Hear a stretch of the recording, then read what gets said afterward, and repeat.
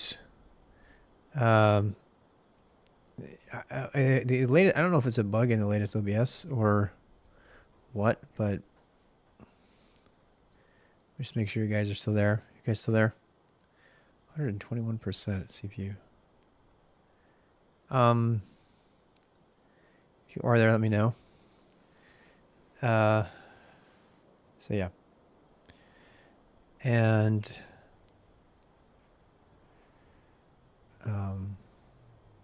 yeah.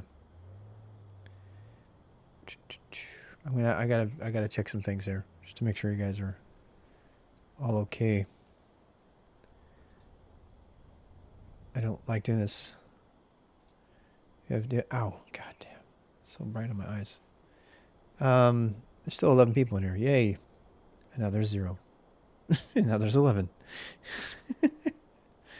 It's like it keeps getting different notifications. Anyway, close that up. I had to just check on some stuff. All right. So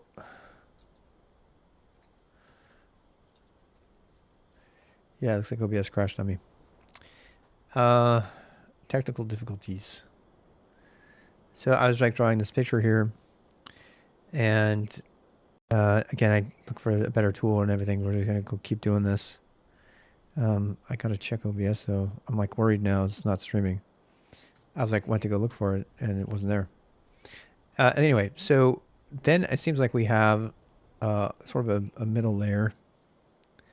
And this is kind of what I was thinking we could do as the hub. These are all logical entities, and I don't know that they all have to be pods. It's just, we're just kind of, you know.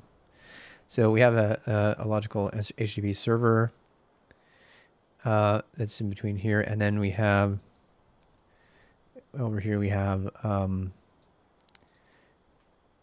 we're going to put a bus here.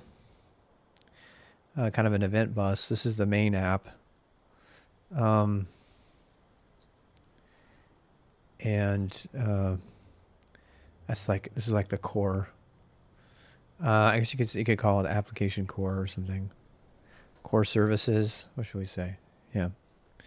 It's a bus. It's a delegator. It's like the main thing. It's like the manager. What's a good name for that?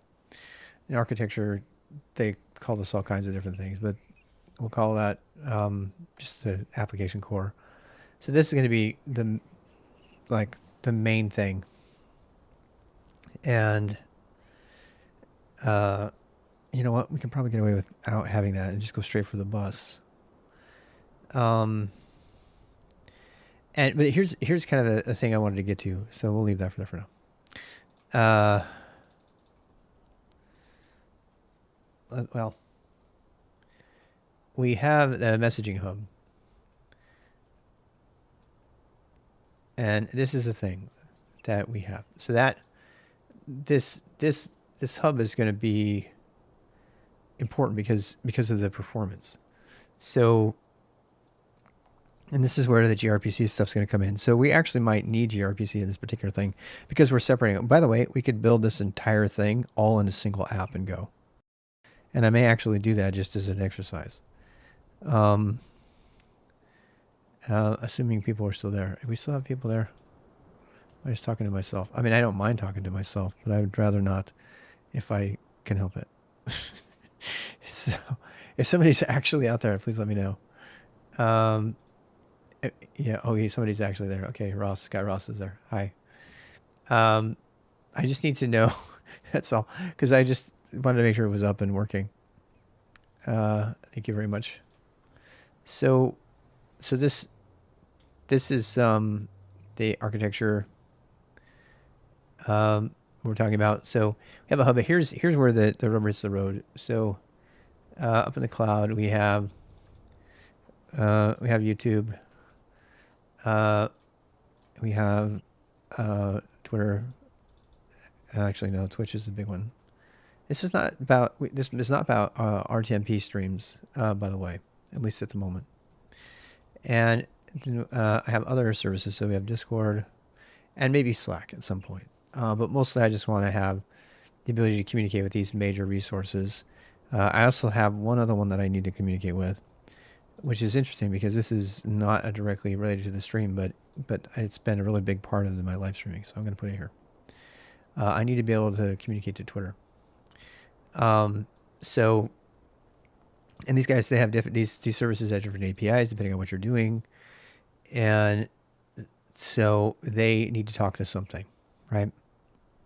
Now, I could put one messaging hub for this, but I think the wiser thing to do here, and by the way, this goes to this. Oops. Why are you? I guess that's the downside of it being so small. It's not going to let me do it. Right. I want to grab it from the center though, guys. Come on. Wait, why are you doing this to me?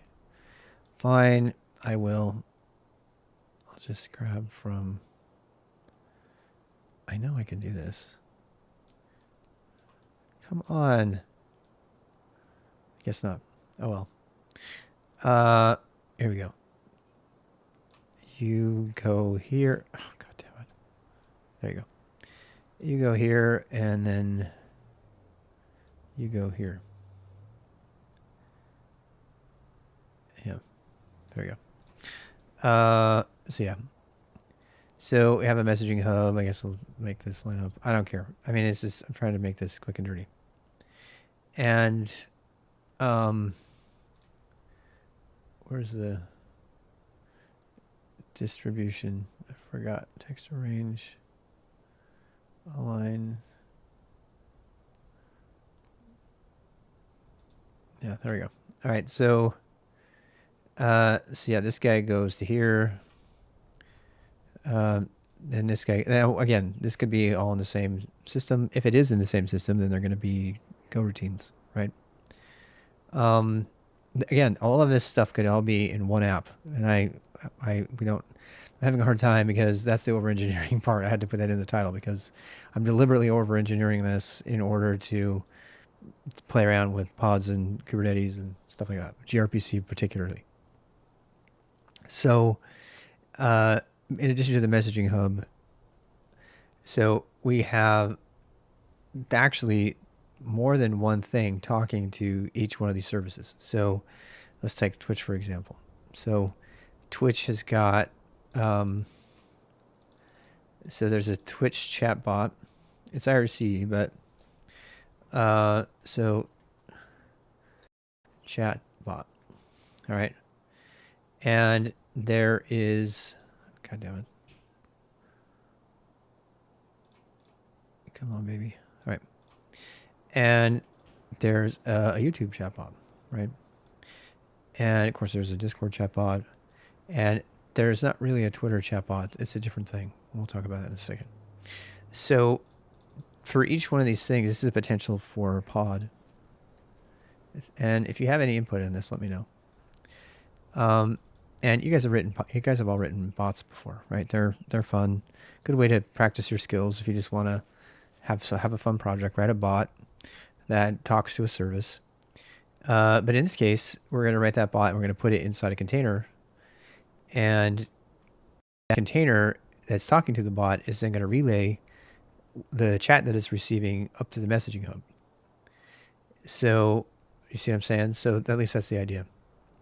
Why is it not letting me? I feel like I'm doing something wrong here. Anyway. Yeah, that'll do, pig.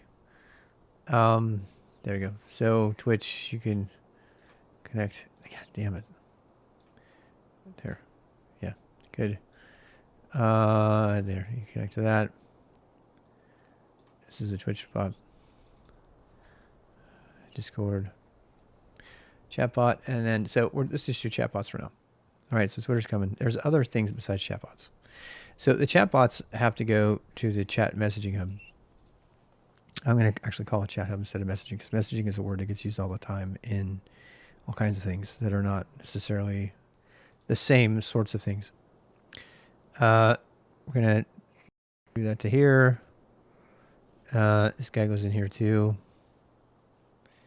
And so does this. All right. So that's all chat stuff, right? And then so what are the protocols, right? And this is just chat. And the reason I have chat separately from the next thing I'm going to do is because there's a separate service for that. So what I found out when I did Restream was that, and some of you guys might know this, they have what they call a streaming or an event notifier. So there's three sort of ways to talk to these services. And they all slightly different, but one of them is, the chat.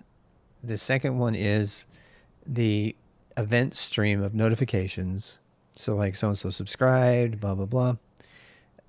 And then there is the basic API of commands, and that's not directly related to the notification system.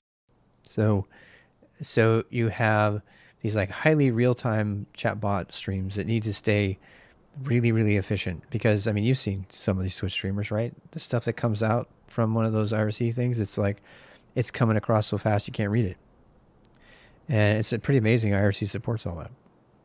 So you don't want to burden that particular process with connecting to anything but chat messages, because it potentially could be streaming in at 500 a second or something. It wouldn't, but I think that's really stupid. But still, it needs to be able to support that. And then you have, and then you also have the problem of mixing in events. So in the middle of all that incoming chat, let's say you have 10 people subscribe. Well, what do you do with that? You get notified. So let's stick with the Twitch one for now. And so yeah, I think, what, I'm glad we're doing this, because I think what we have is, we have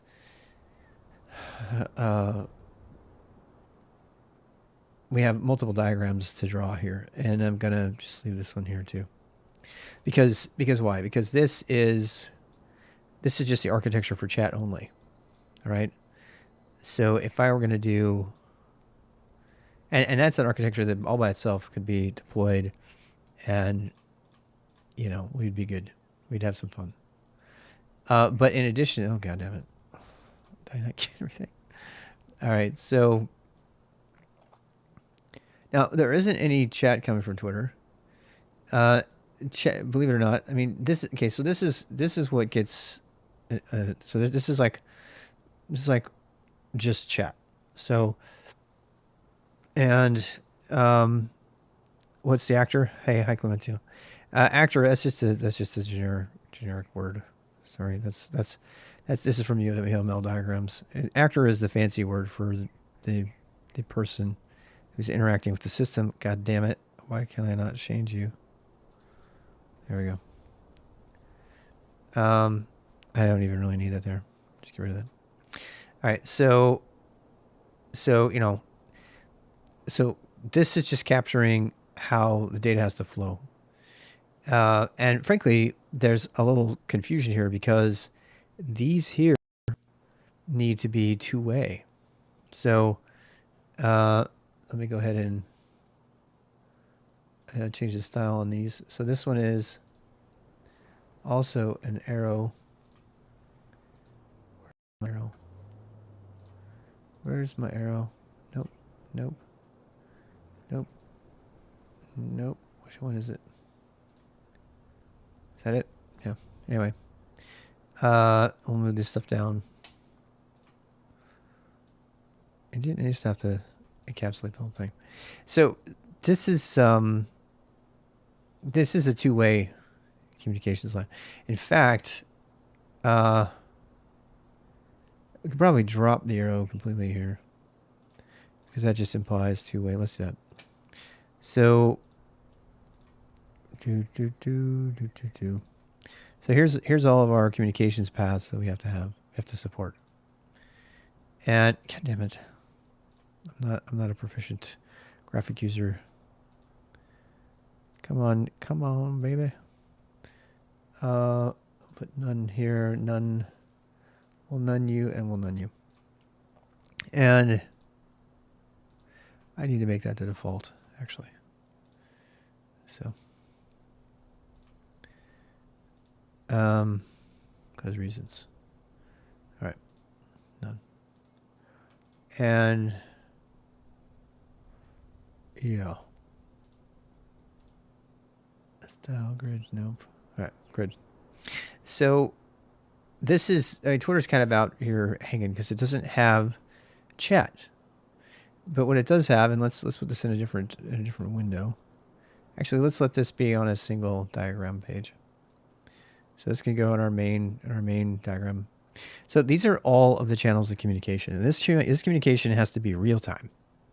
So that means every one of these lines that you see has to be a permanent active session that is an open TCP/IP connection, right? So, and however you get that, right? There's lots of ways of achieving that. Let's go change the paper type real quick. Paper type, let's do landscape. Letter landscape. In case you guys don't know, this will help us a little bit. Oh, that's it. Okay, well, I guess we'll actually I'm gonna group that for a sec. There we go. Get it to fit in here. So this is our first diagram. This shows how we plan on having a connection. Now, this is interesting because this one, actually, the CLI does not have the ability to get chat. So I'm actually glad we did this because this is where I'm kind of like identifying places that, come on, there we go, that do not have lines. So there is no interaction between the CLI and the chat hub. Okay. The TUI and the web UI have interactions with the chat hub. So these are all the major components and that are related to chat. Now we're gonna be adding layers on here, and it's gonna get messy. So I'm gonna do multiple diagrams. So this says, so every place you see a line here, there's gonna be two-way TCP/IP connection with the point along the path. In this case, I have a connection to a web UI. A web browser that's got WebSockets enabled, and that is open to WebSocket that's connected to HTTP server. And this, by the way, so this is some things that we got to put out here. Where's my comment? That's the heading. I guess we could do that. Heading. Let's go ahead and put this. So chat. Let's put chat. I'm going to put the real-time chat architecture.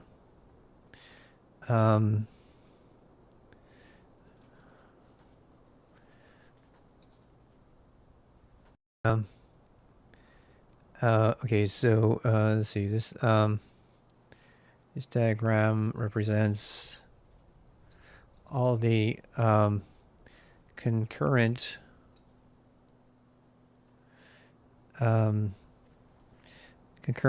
TCP/IP sessions that need to connections that must be maintained to handle the real-time demands of efficient chat processing. And bidirectional.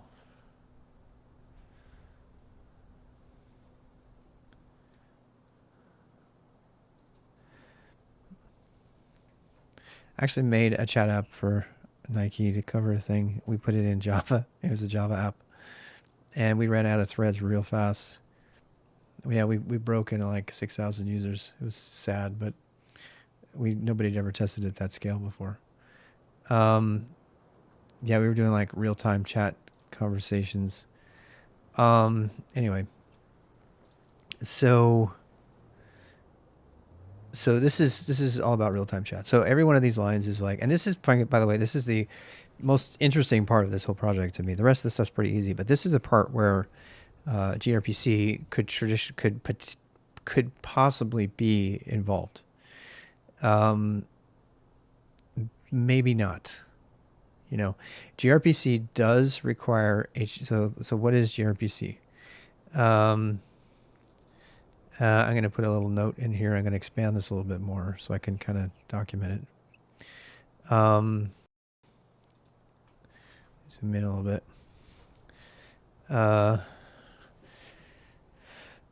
This diagram represents all concurrent real-time connections.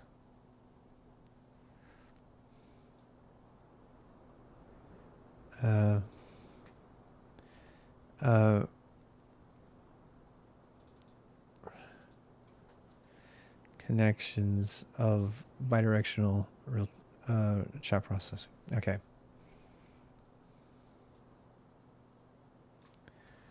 All the concurrent connections of real-time bidirectional chat processing. So this, what I'm trying to say there is that when you type something, as soon as you hit enter, it needs to go straight to Twitch without any delay. There can't be any session initiation or anything. It's just got to be relayed right away. In fact, let's put the word relay in there. Real-time chat relay. And so let's put a note about the protocols assumed in here. Real-time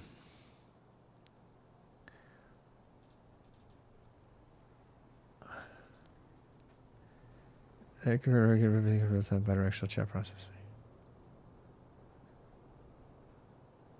What? Oh wait, it looks like I copied the other one. All right, so what else we got here? So we have protocols requiring stateful connection protocols. Why don't you think that's a word? It's definitely a word. It's a word. Get over it. Stateful network connection protocols.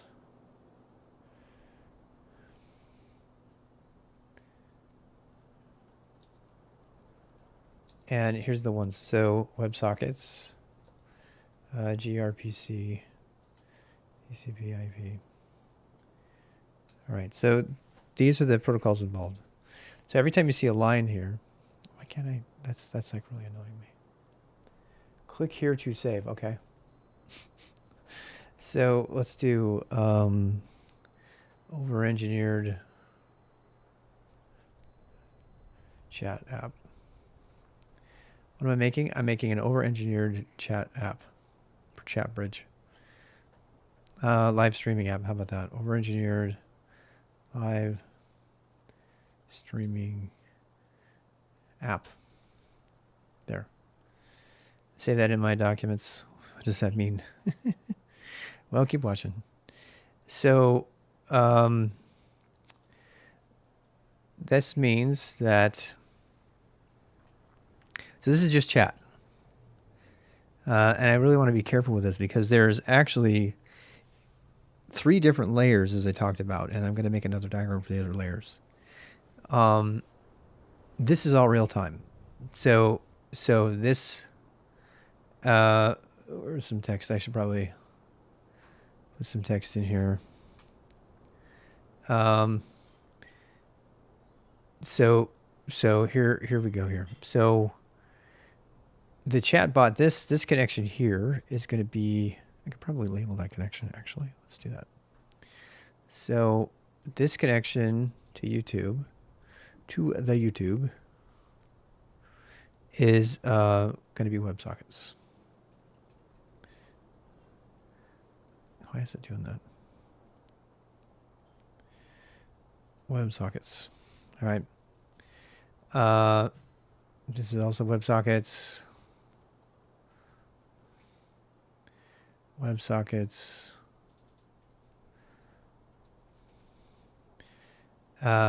Actually, that's not a WebSocket, I don't think. Wait. No, it is. It is. I have to go look it up.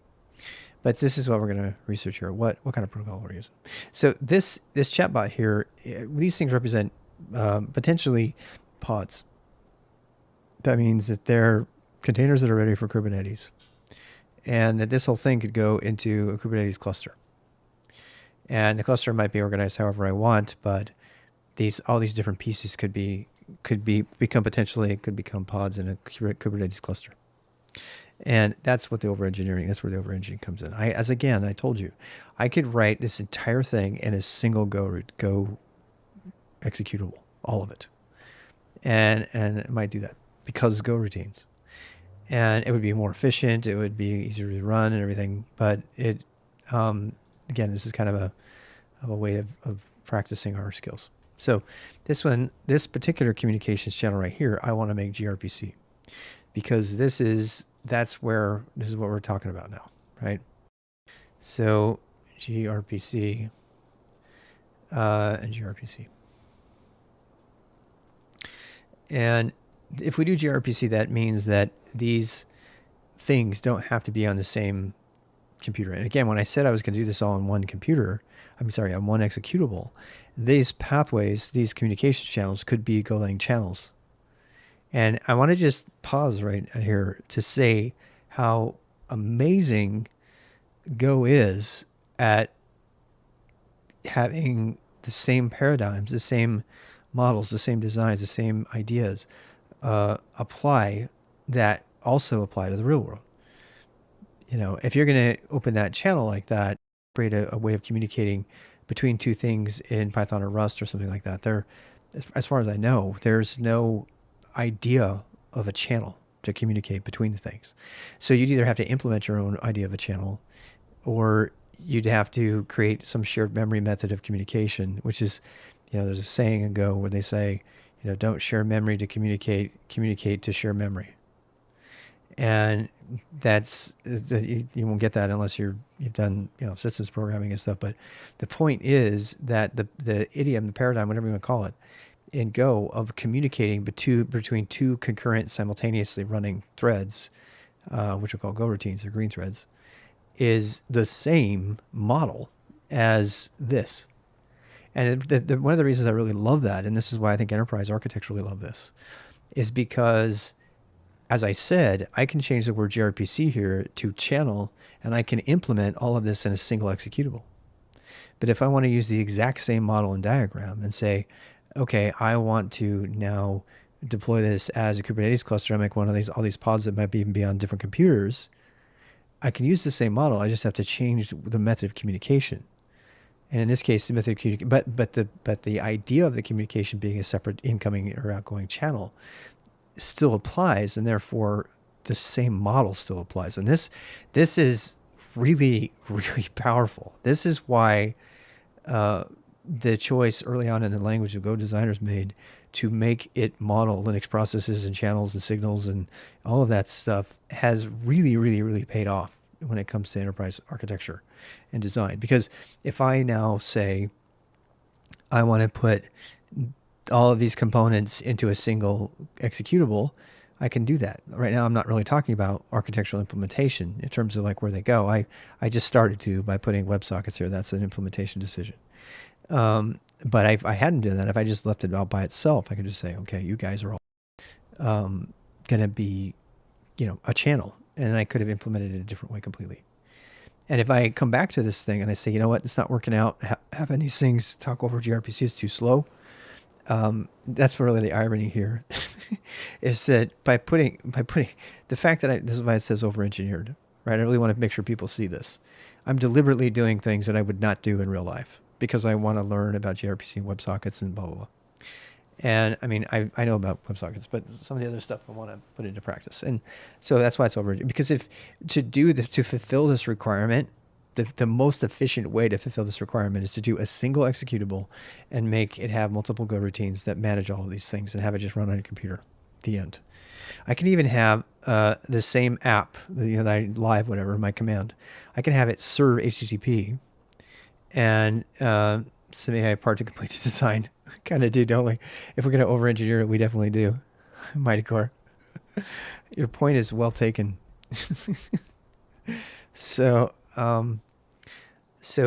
But this is, so again, we're going to do this as a pod. but any one of these things could be considered, could be associated with a Go routine. All right, so this here, chat to HTTP. Now, am I going to have a separate HTTP server and running in a pod? Well, I actually, for the sake of this over-engineered project, every time I have a logical distinction, I am going to try to make a pod out of that. And that means that I'm, for better or worse, I'm gonna do that. So that means this is going to be HTTP server. And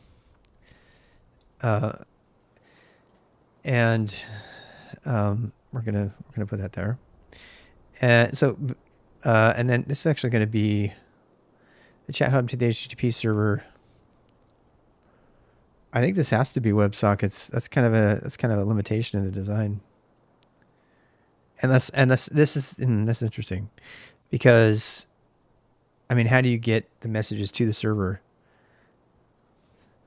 That's actually, I'm kind of glad we having that problem, because that's definitely an enterprise problem. There might be enterprise issues where the architecture for this kind of thing, for microservices, where they've got all this like really wicked fast gRPC going on, and all of a sudden they got to serve up an HTTP page which doesn't do gRPC. Because even though some servers do HTTP2, they don't do gRPC. There's gRPC web for streaming in your browser. Is there? It's not native. It's not native, right? If there is, that might be worth looking at. Let's go look at that for a second. I probably won't use it because I don't think it's as popular and common. It's native when it's HTTP2 and a decent browser. HTTP2 is involved, but I don't think that has gRPC support. Right? Let's do a little bit of research here. Which browsers support gRPC? And I know I'm asking on purpose. I'm not asking for HTTP2, because I know that gRPC requires HTTP2, but I think it might have extra requirements beyond that. It's not possible to call HTTP gRPC from browser-based app. So yeah, protocol buffer can emit JSON. Protobuf can emit JSON. Yeah. Well, that's what I was going to say. It's likely it uses WS or something, right? But I think the initial session has to be WebSockets. So that's what I was about to write. From my initial research today, I'm not reading anything that says browsers can support direct protobuf over HTTP2. Even if a browser supports HTTP2, it doesn't support protobuf directly, the native, stuff. But it did make me wonder, though, because at least there's no libraries for it, because you can, with WebSockets, you can do binary, right?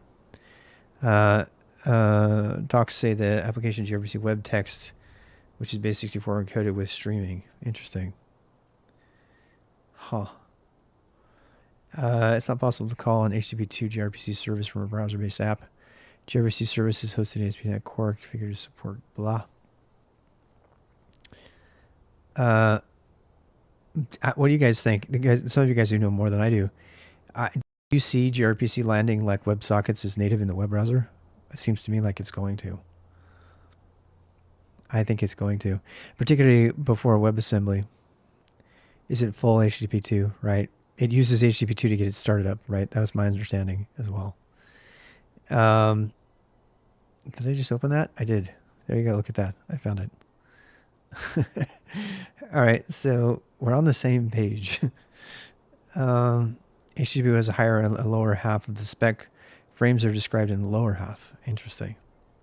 gRPC uses RPC for HTTP frames. Yeah, that's. Thank you for putting that in terms that I was kind of floundering with.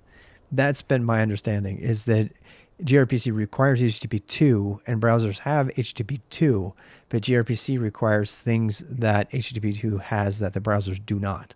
So even though a browser can support HTTP2, it can't support gRPC directly. It has to do WebSocket or something. And WebSockets can do binary, but it's usually all text-based still, which explains the base 64 encoding if they're doing it that way. So So this was been a little bit of research that we did to decide what this particular piece is going to be. And, at some point, uh, we're going to now, so these ones right here, where we have to use WebSockets because the service providers only provide a WebSocket. That's it. It's the reason I'm asking about the future of RPC estate. And actually, let's go back and read that some more. This is really important. I think this is probably one of the greatest innovations that's going to hit the World Wide Web, or network in general, along with WebAssembly. When WebAssembly and native gRPC happens in the browser, the whole world is going to change. I mean, it's going to, WebSocket, people were happy with WebSockets when it came out. And I'm still happy with WebSockets. I really love it. Did you see I made a little WebSockets utility? You just give it the URL and it'll automatically cat it to a log file and rotate the log file. So you can just like parse the JSON, off the end of it and do whatever you want with it. I mean, the idea of just being able to connect up a socket, authenticate, and just get the data in a stream is just so fucking awesome to me. I just think that's so great. But it's even better now because gRPC is going to be able eventually to have us do that at the binary level. And so we'll be able to at that level, I think you're going to start getting streaming speeds. You're going to be able to use RTMP over gRPC. Does anybody have that? Does that exist yet? RTMP over gRPC. I bet you it's coming. Somebody's thinking of it, I'm sure. I hope you're not seeing it yet. Is gRPC a good fit for file transfer? Yeah, I guess fine. Not really though. It's not really built for that. Yeah, you're not seeing RTMP over gRPC. Not yet anyway. And what I want to know is, here we go. How is it different from REST? RESTful runs over HTTP. gRPC runs over HTTP2 like a WebSocket. So unless a code generator like Swagger, it's possible to generate client and server stubs for REST. gRPC uses a protobuf to generate its stubs. And this is where, I was talking earlier, I didn't fully understand it. Today I understand it a lot better because I've done some more research. But gRPC fundamentally requires you to write in yet another language. And so it seems like the meta languages are de rigueur today. You've got to learn your meta languages in order to write your languages, because you can't even use gRPC until you write your things, your structs and stuff, your protocol, and then you render it as and I was just reading the native support in gRPC 2 includes Go and Java, and it doesn't have C, it has C++. And then there's third-party apps. It doesn't include Rust by default. That's a third-party app. So, but other than that, there's already libraries written for all this stuff. So you just have to declare your. I haven't done the Go one yet, so it's gonna be fun. I think I want to say that we don't have to learn the gRPC language. That at some point we're going to be able to define it in the language that we like. It's relative. Yeah, it is really a simple language. Thank God.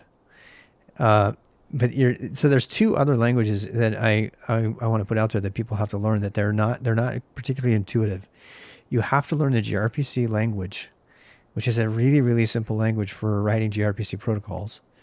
And you can't just, decide what your JSON things are going to be, because it doesn't do JSON. It doesn't send IDs at all. It uses numbers, integers, which I love because my AST, my compressed AST does the same thing using JSON.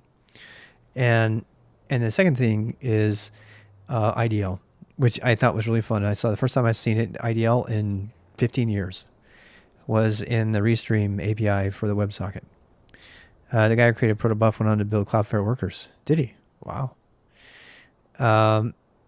It's pretty damn cool. I was like reading about Protobuf and I was super impressed with it. I like that kind of stuff, like building APIs and protocols and things like that. So there's two, but IDL. So IDL is called Interface Definition Language. It was used by Corba. That's the first place I read it. I learned about it back in the Java days in the 90s. And apparently it's back alive strong. So people are writing, they're writing specifications for things in IDL, and they're writing, particularly for WebSockets. And then they're writing, the documentation of the format. They're writing it in IDL instead of writing it in JSON, because strictly speaking, WebSockets doesn't say it has to be in JSON. But most people implement it that way. So that's why they write it as an IDL.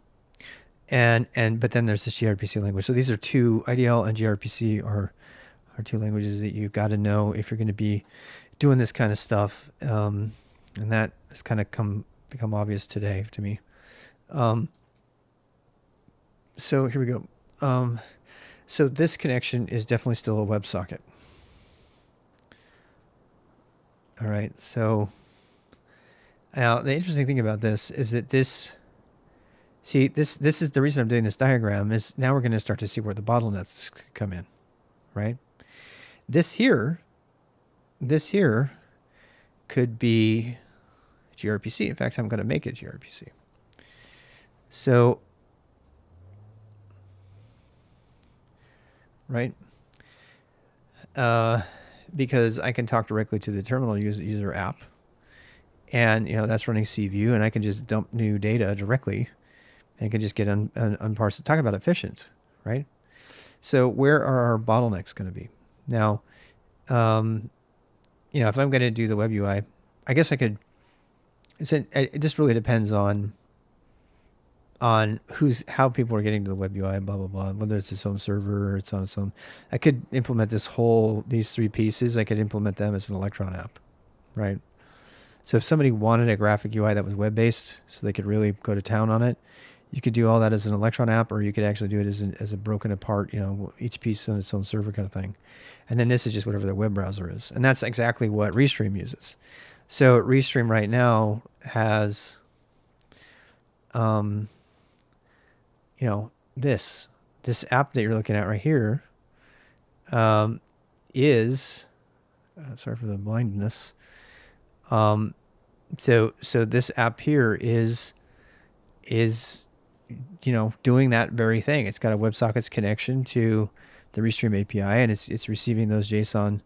These little updates down here are coming in a separate stream. It's called the streaming dot whatever API dot restream.io. I've already coded all that up, and then the messages that come here, testing. These are all coming through on the chat WebSockets API. So both of them are WebSockets, and this is connected directly, and that can happen over the internets.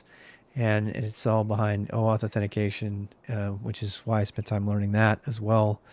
Because, like it or not, a lot of this enterprise stuff, a lot of this, not enterprise, but this cloud native stuff, a lot of it is just web-based. So learning things like OAuth are sort of required. There might be secondary learning, but you still got to know it because you're going to still need to authenticate, even though gRPC has its own authentication. We're going to get into that in the architecture in a bit, because authentication. This was the piece that I was struggling with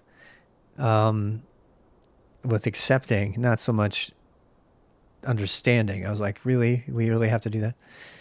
We're gonna talk about how to authenticate all of these things to get your connection started and everything. And that actually doesn't happen in this diagram. That happens in another diagram that's related to commands. I've been calling it the command structure. Like, how do you, ironically, gRPC is a remote procedure call is, it's designed to create a remote call. So you run a thing here, and it as far as your code is concerned, it's running over here. You don't know it. That's actually one of the biggest negatives of RPC when it came out, is that you look at the code base, and if you weren't paying attention, you didn't know which pieces were remote.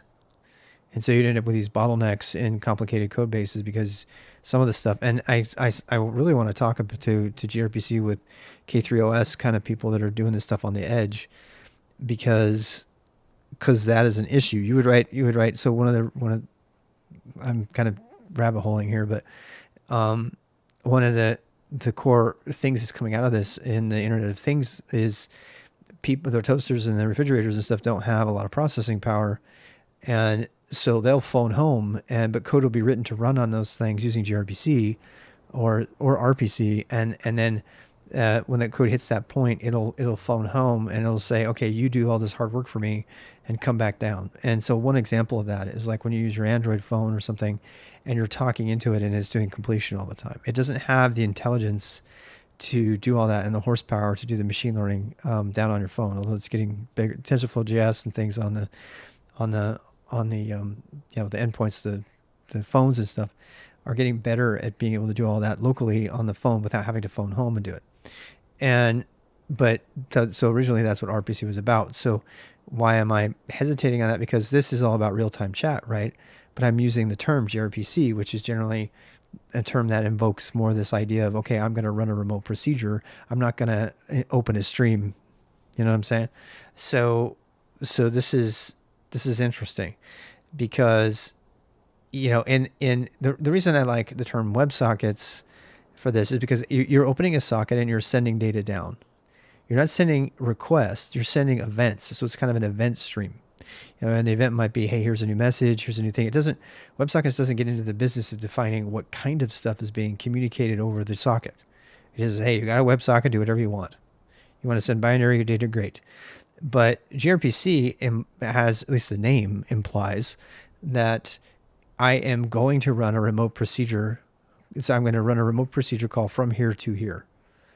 And so when it comes time to modeling this connection, we'll have to write things like receive message or send a message. But those, I don't know yet. We're going to get into it. But, but when you're designing this old school RPC stuff, you are thinking of everything in terms of a procedure call and not in terms of data. So you're thinking in terms of action and not in terms of data being sent around. And WebSockets is fundamentally about sending data around. Now you can use the data coming in. So the Restream API, for example, I can show you the stuff that's coming in. There's one that says, what does it say? Prepare for updates. And so it's kind of a notification sort of message. It's like, hey, I'm going to send you some more stuff. Here it comes.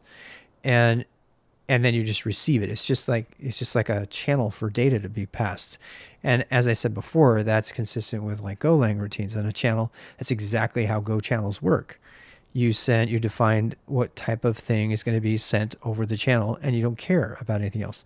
You can make the thing that's sent over the channel you could call it, if you wanted to, you could call it a remote procedure call and give it the name of the thing on the other side you want to call and give it the parameters and everything. But there's no requirement to do that. And I'm not sure, I don't know enough about gRPC to know whether it's going to allow us that level of like generality about the stuff that's being transferred between here, or if we're going to have to kind of couch it under the design idea, the terminology of a procedure. And that's one of those cases where you get, Java, notoriously, there's like factories for this, right? Because the terminology that they chose doesn't really go. Nats.io and yeah, we definitely should consider that. I think that's a great idea, Tanewa. Has a little inside joke there. Let's just say Tanewa is involved with Nats. So why not? Let's put a Nats in here someplace. Just make it that much over-engineered. Where would it go, by the way? So this one here is a WebSocket. Let's finish up the easy ones. So this is definitely a WebSocket, right? And message queue, is it? Yeah. Does that run? Well, now you got me curious. And by the way, I'm more in a position to understand its application to this whole thing. And that's great because we can talk about that on the stream. Same place you would stick Kafka or ActiveMQ. All right. Yeah. We'll have to look for that. There's your RPC channel. Yeah. And that's, oh, that looks good. Let me open that.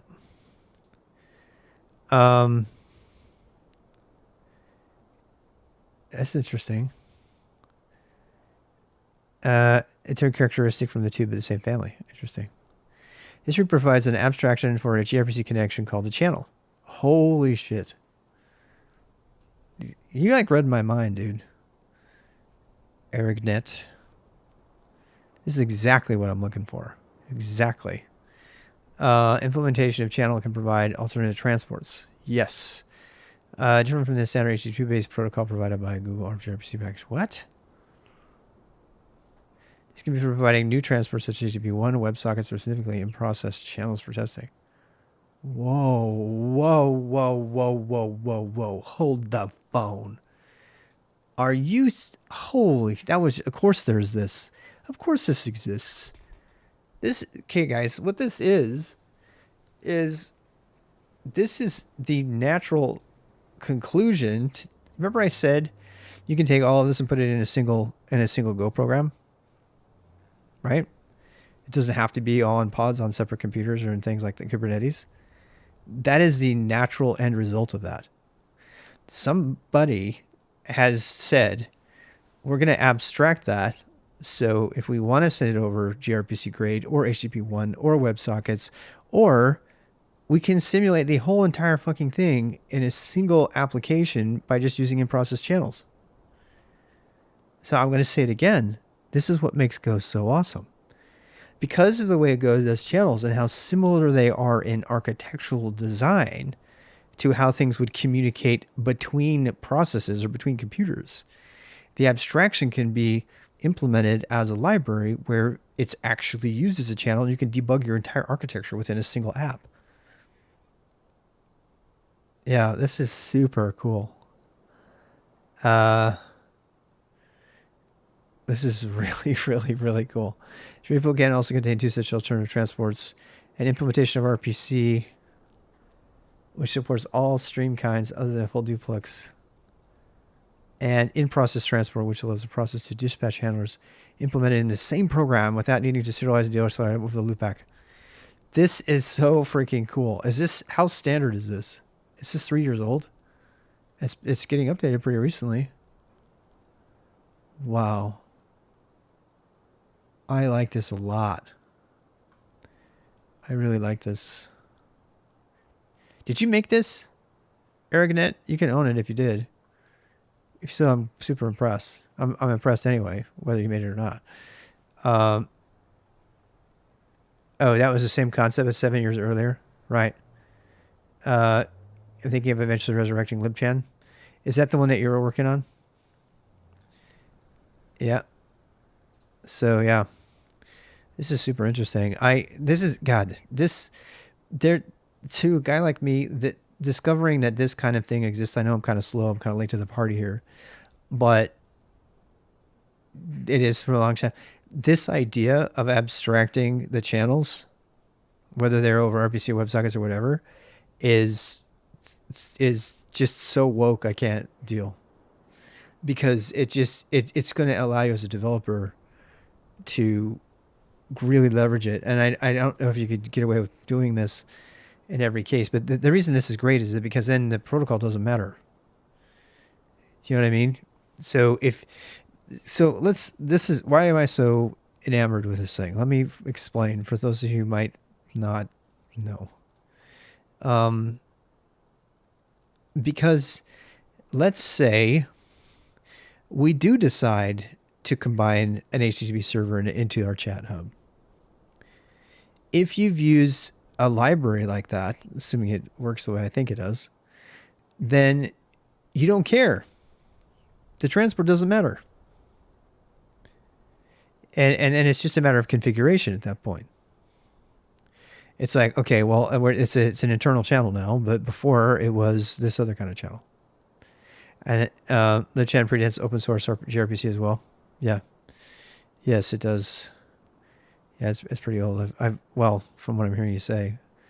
The reason I think that's so cool is because if you use that library, there's this thing that premature abstraction is worse than premature optimization, right? You don't want to add too much crazy abstract. You don't want a terrible abstraction fly strips everywhere. That's Brian Cantrell's term. But if you put an abstraction layer like this, then you don't care about the protocol. You don't care about this. And so you just write code.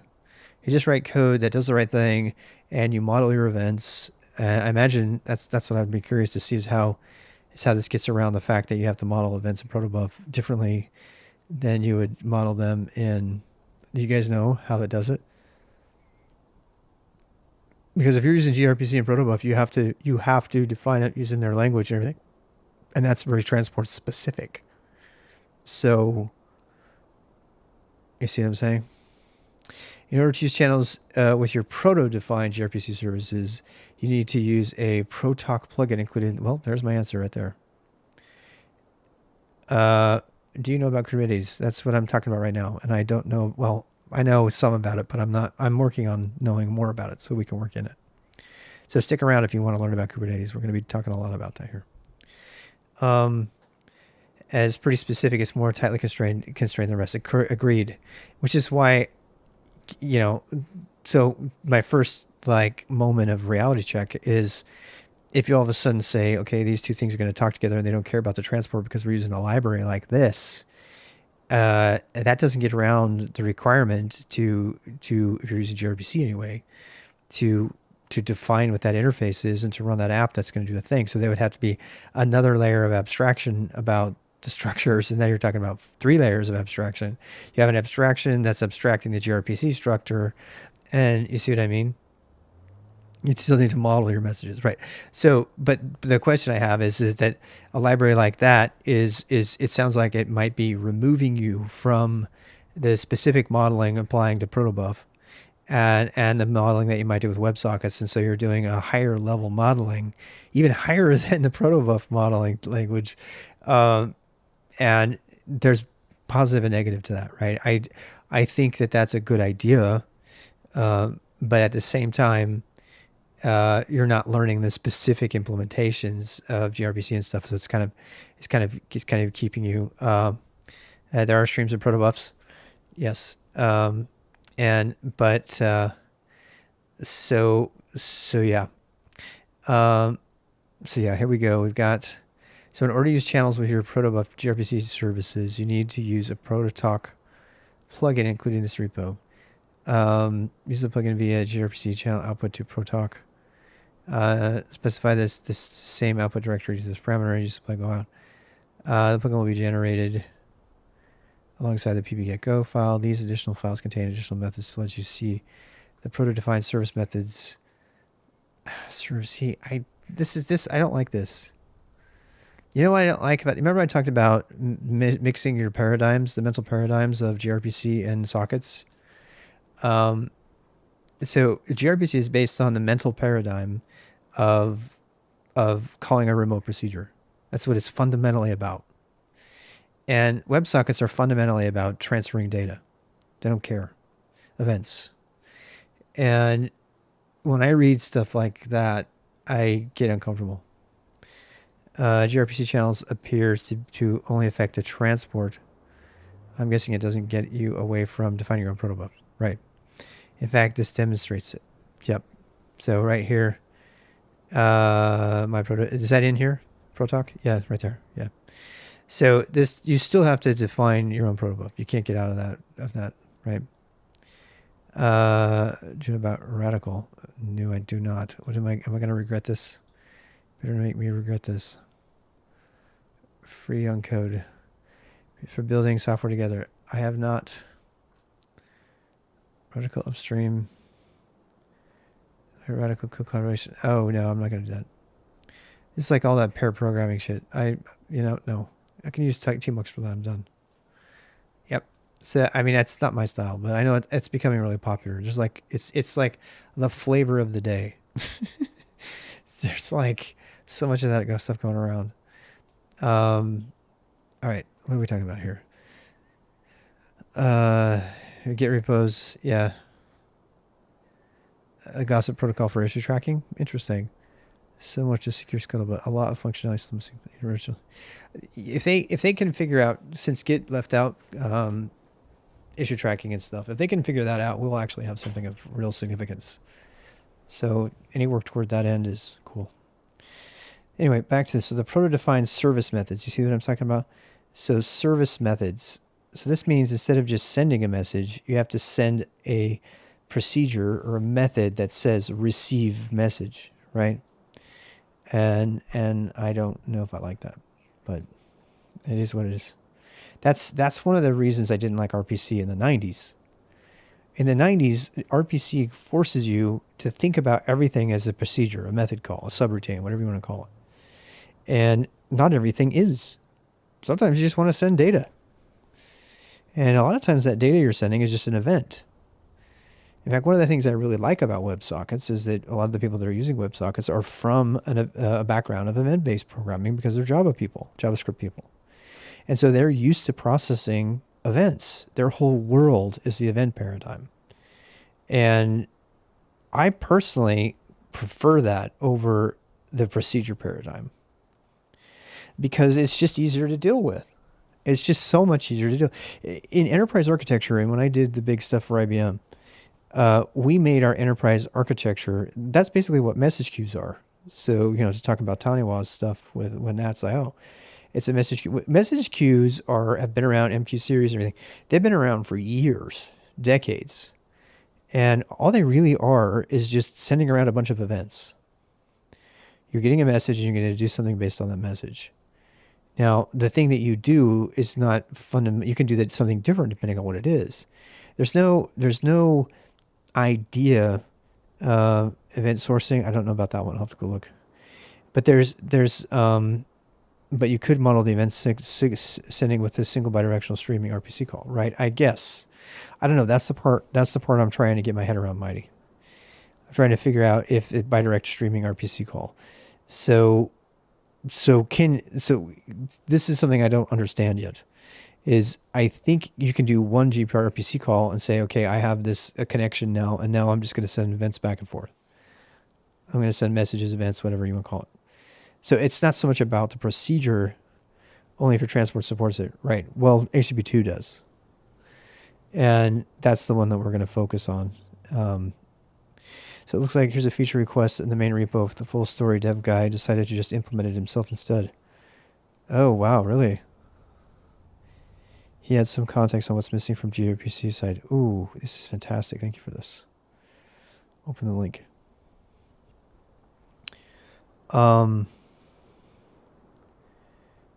Wow. I gotta read this whole thing. Thank you for that. That's some good stuff. Yeah. Okay. So, wow, see, this has already been really profitable for me just to have you guys here, and this is why I'm streaming. To me, this is worth it. This is my payment, is you guys, showing me things that I don't know about. Yeah. So, Mighty, you're talking about something that I hope is true, which is a little bit out of my reach right now, because I want to figure out bidirectional streaming through RPC calls, obviously, and that's what we're kind of modeling here. So, right. See model gRPC route chat stream route note returns stream route note. Interesting.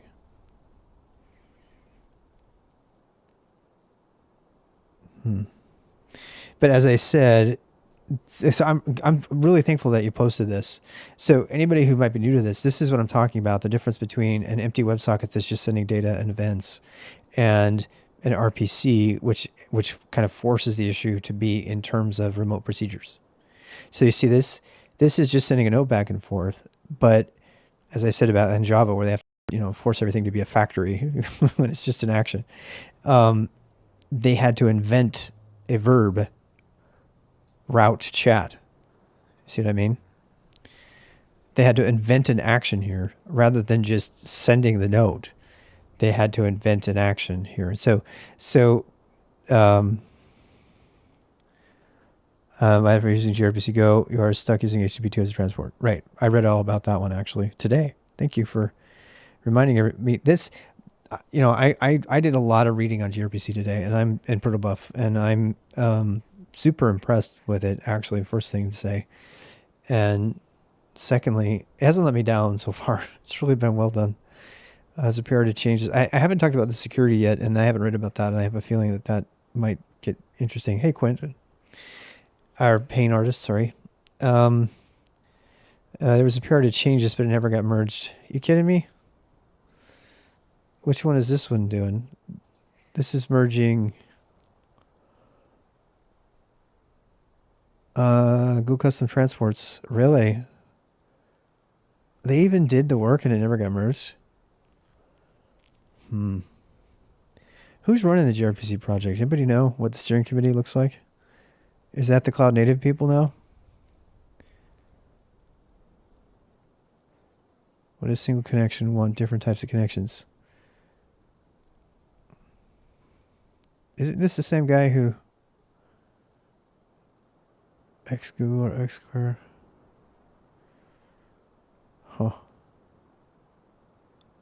Both in-process and remote connections for a service that is exposed but locally by the service peers.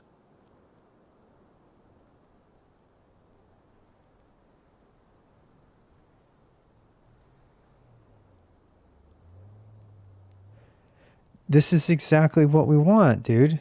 He put it into great terms. Who's this guy? Joshua. Gotta learn about Joshua. He's on the RPC team. Gotta be nice to Joshua. Joshua, hi, if you ever come across. So, but this is exactly, he's like, I don't think it'll have any value except for maybe this one thing. He's like, yeah, that's the thing. So this is the thing that I want. I talked about, I want to be able to route internally, locally over in-process transport, and others could be routed to a remote server. Exactly. This is what I'm talking about. This would be fucking awesome. And then you can just change how your routes work. If you need an external route, maybe some internal thing that's inside of your code needs to be externalized, and you could break it out into a pod, and then you could just switch, how that stuff works. Now, the problem is you're still going to have to define the protobuf. So I actually think that this is kind of pie in the sky thinking at this point. I am not, I'm not against it, but I have a feeling that it is probably better. So one thing I've learned the hard way is that unnecessary abstraction gets you killed. So I might really like the idea of being able to do localized channels as opposed to this.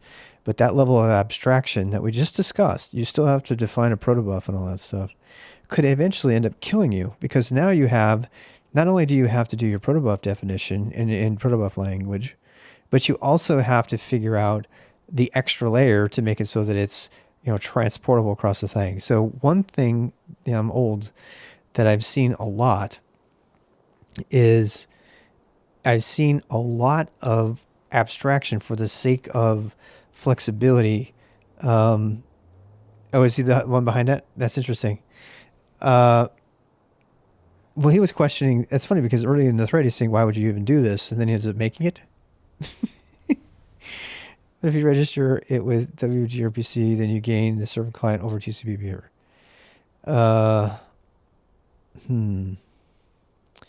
He's on a mission.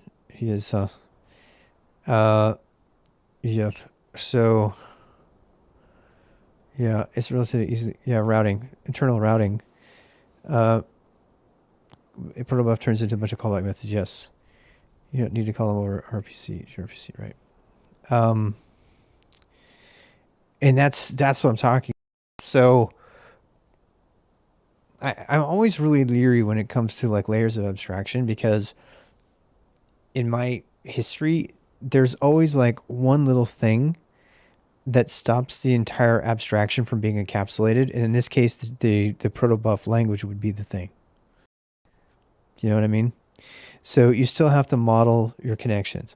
Well, because the model of a WebSockets connection is different than the model of a procedure connection, which has to be placed in the terms of a procedure, and somebody posted one recently, you already have a disconnect at the architectural model level that's going to preclude you from doing the abstraction that you want to believe can be done.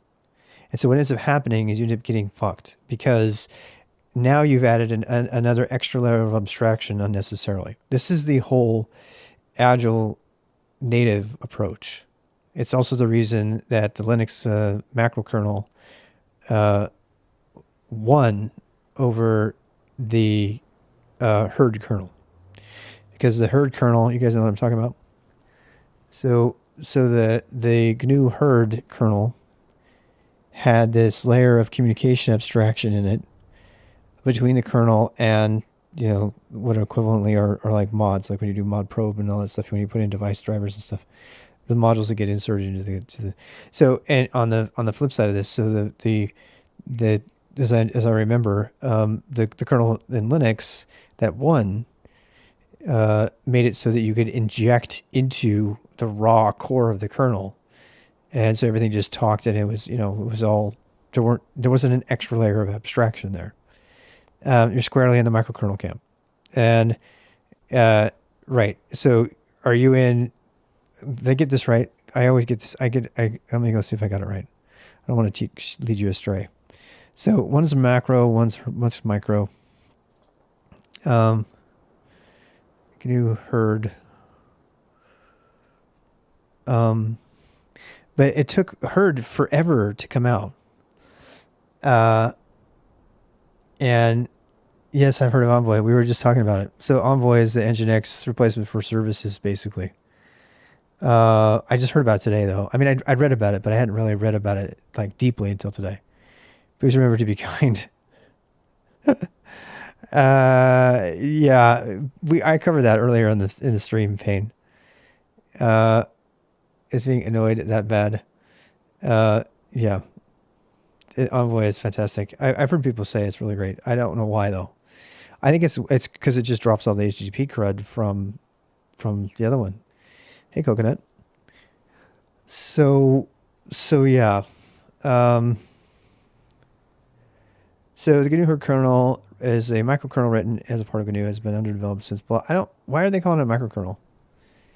When the Linux kernel proved to be a viable solution developed in the GNU herd, at times having slipped intermediately stasis, blah blah blah. They're gonna try to fight about what it really was. As my understanding, one of the things that slowed down the GNU herd project was that they had a layer of abstraction that had like a really, really low level communications going on. I don't know for sure. If somebody knows, let me know. But I'm using this as an anecdote, about the problems with unnecessary abstraction. You think you need the abstraction, and really what you should have just done. So this is a good example of this is like this tool. I mean, this whole over engineering project that I'm doing right now is very much, I have workflows which literally do full kernel bypass from the app to the hardware. What kind of kernel are you using? Are you using one of the Linux kernels? I'm kidding, because they use the word macro kernel for Linux, and I could have swore that Torvalds kernel was not a microkernel. Memdev device. App to shared memory, virtual switch, memdev device. Yeah. Isn't that how most people do it anyway? It's still Linux, right? But see, I could have swore that at one point Linux was considered a macro kernel because it put everything in it, and then you injected the device drivers and stuff. And it's been a long time since I played with that. The only kernel development I ever did was enough to get me a Hello World module to install. I'm not that good, but I tell you what, that was so enjoyable. I really loved it. I loved it. I love it enough to understand when I know that I don't know how to do it. And so I watch other people with great amazement when they do that stuff. Is handled in user space instead of the kernel. No, most go through TCP/IP machinery in Linux. Yes, this is true. The IP stack. Instead of, in the microprocessors, right? So, yeah, whatever the reason, I was just trying to make a point about that one of the kernels had this extra layer of abstraction that caused it to be delayed. And sometimes you just want the thing done. So a good example of that is like sometimes you just want a chat app that works. And like Vera the other day was telling me, he's like, make sure it's modular. Well, I just want it done. If you want modularity, you can code the modularity into the code rather than making an external process. We're looking at the HashiCorp. HashiCorp's RPC over standard in and standard out. Have you seen that?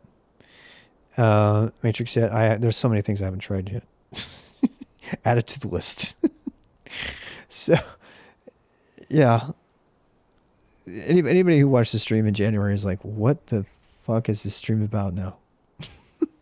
Because I was talking about all of these like esoteric low-level things for security, and we were doing SQL injection and doing everything, and now we're talking about this stuff.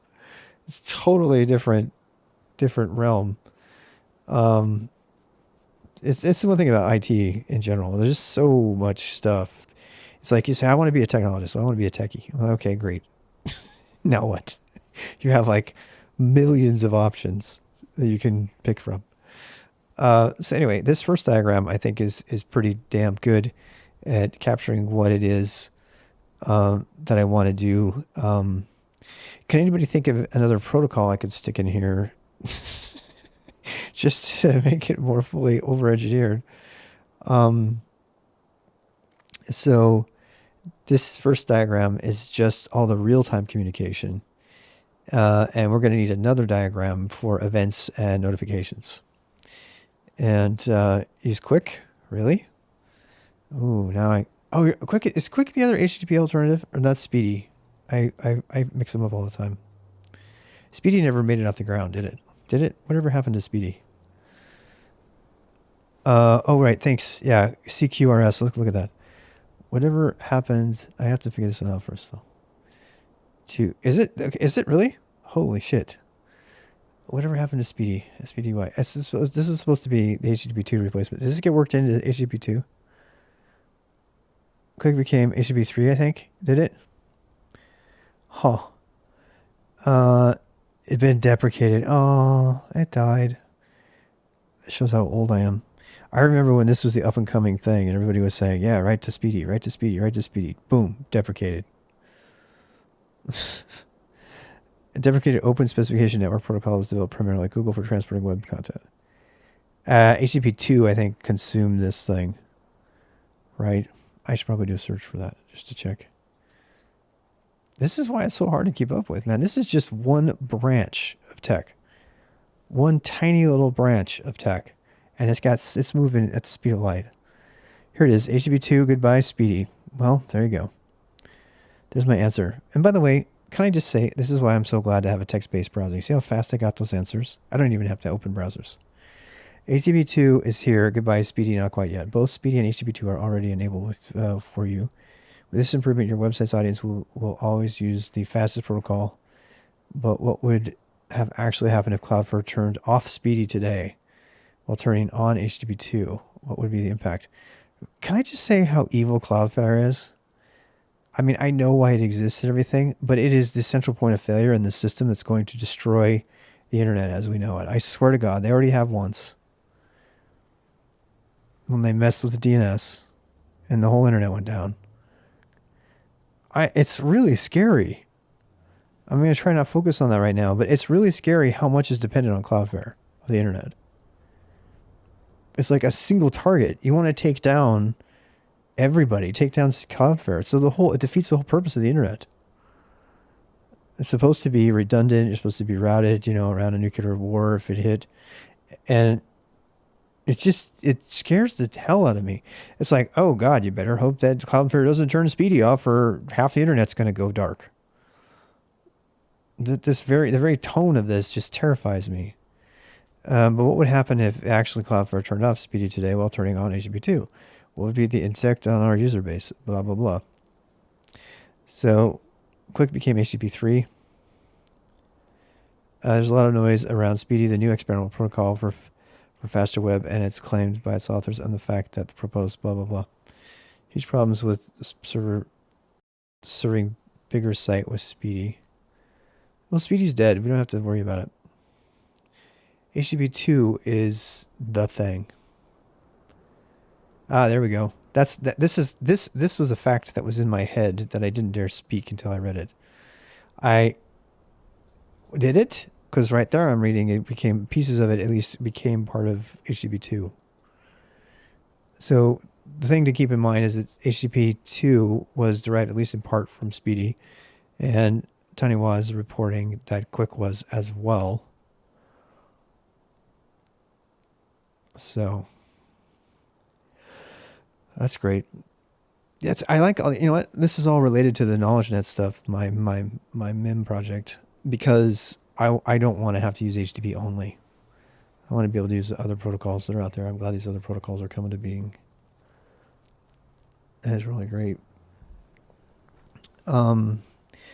It seems to me though that the most innovation on these protocols is the real time stuff, and I'm not going to have a need for real time. I think I know stateless is like really unsexy these days, but it sure is damn reliable. You know, it's so yeah. You, or I don't know if that's true or not, but so according to this, well, we know according to Wikipedia for a fact that at least HTTP was inspired by Speedy. So, um, yeah. Bush Chrome, okay. Anyway, super cool. I'm getting excited, guys. I'm getting excited by all this. I fucking love. Sorry, I'm swearing a lot tonight. Um, I really love protocols. Can I just say I love me some protocols. They are so cool. The whole idea that we could do them. It's really funny that Steve Jobs had to like go and do a whole ad campaign to convince people they want to connect two computers together. It's a true fact. Yep, this is a true fact. They had to do that. It's crazy. Check protocol. Yeah, let's see if we can add that. The Matrix protocol. Why would you name it that? Really? I mean, did they not live through the 90s? Engineering at SRV v6 support. This is true, right? Let's see what else. What other unnecessary thing can we add? Matrix protocol. Matrix protocol. We are in the matrix. Open protocol for real-time communication. Ooh. Well, all users with accounts at one communication service provider to communicate with other users of different service providers via online chat. Oh, I've heard about this. Voice over. I didn't know the name, but yeah, that is, it aims to make real-time communication work seamless. This isn't the thing. No, this isn't Jabber. This is a totally different thing. But it aims to make real-time communication work seamlessly between different service providers, just like standard simple mail transfer mail did for forwarding email services. So this is actually a protocol that covers the kind of thing that we're trying to do, because we're clearly going to have to write this. So we're going to have to write a model that for chat of our own, and I was hoping one already existed. It looks like Matrix might be it. We're going to have to write our own model, implement it as gRPC for messages and stuff, and implement it as a WebSocket so that all of these communications use the same model, and we're just pushing everything around. Because we don't want that much diversity. The things that worries me about UDP, Quick, etc. is it UDP? I had no idea. Is it the more the global traffic uses, the more I worry about congestion control? Yeah, I had no idea it was UDP. I'm not using UDP. Hell no. Built into TCP so far, yeah. Now I have to read about Quick, because if something has got legs that's using UDP as an internet protocol, we're all fucked. Seriously, the internet is not a big game of TF2. It just isn't. That's my response to Quick. I don't know, man. Does it have its own? It does.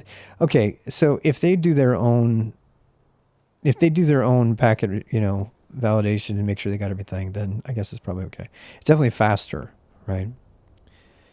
You can build reliability on top. I was just going to say, that's kind of what I was alluding to. Thanks for putting better words around that. Apostolic. That's exactly what I was saying.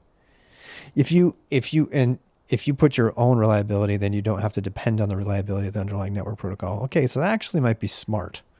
So forget what I said. Forget what I said. Because that gives you more control. Do you know what I'm saying? Quick handles error handling, resending, etc. Instead of making it into TCP. Okay, well now you've convinced me that this is smart. The interesting thing about that, you know what? You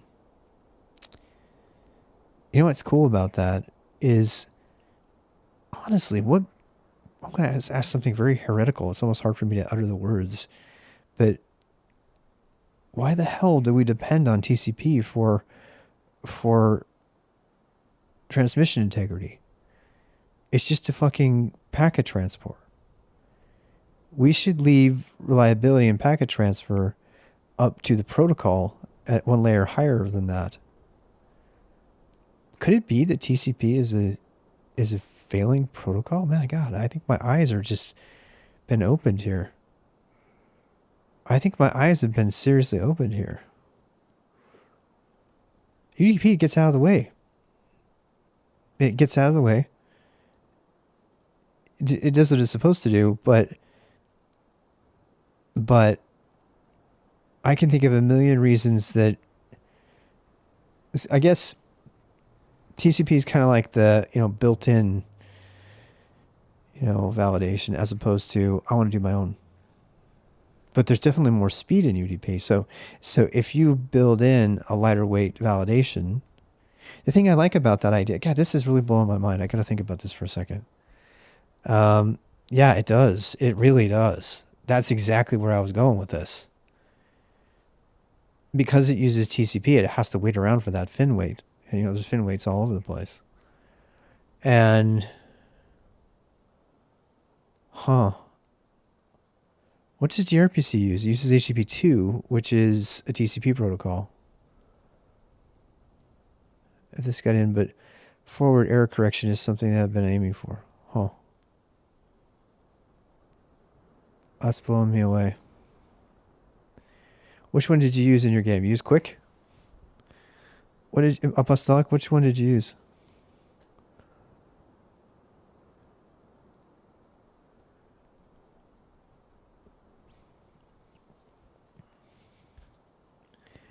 Light UDP library. Yeah. Well, I was making fun of TF2 there for a second because all the really high performant games are using UDP. And, I don't know if it's an oversimplification to say this, but, when you're playing a game like that, you don't get a packet. Who cares? I got another packet coming right away that's got all the same state data, for the game. And, I mean, isn't that the fundamental idea behind UDP? But up until today, I have had my eyes open because what you guys are talking about is a completely different version of a way to use UDP I hadn't even conceived of yet. And that is super cool to me. It's using UDP, but it's using it as a reliable protocol by doing your own validation. That blows my mind because to suggest something like that was tantamount to heresy in the 90s. That is super interesting to me. I'm still thinking about it because I can't stop. Yeah, exactly. It gets out of the way. It gets out of the way. And so then the reason my mind is so blown on that is because the question comes up is, does any packet protocol is it right? Let's say that. We'll say that.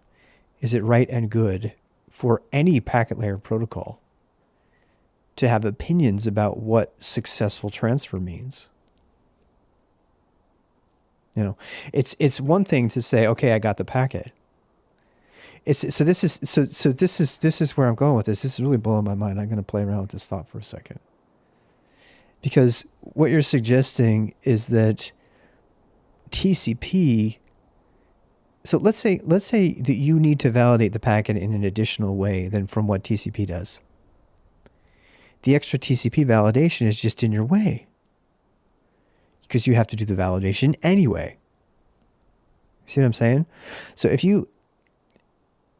that makes TCP annoying because all it's really doing is saying, hey, I got the packet.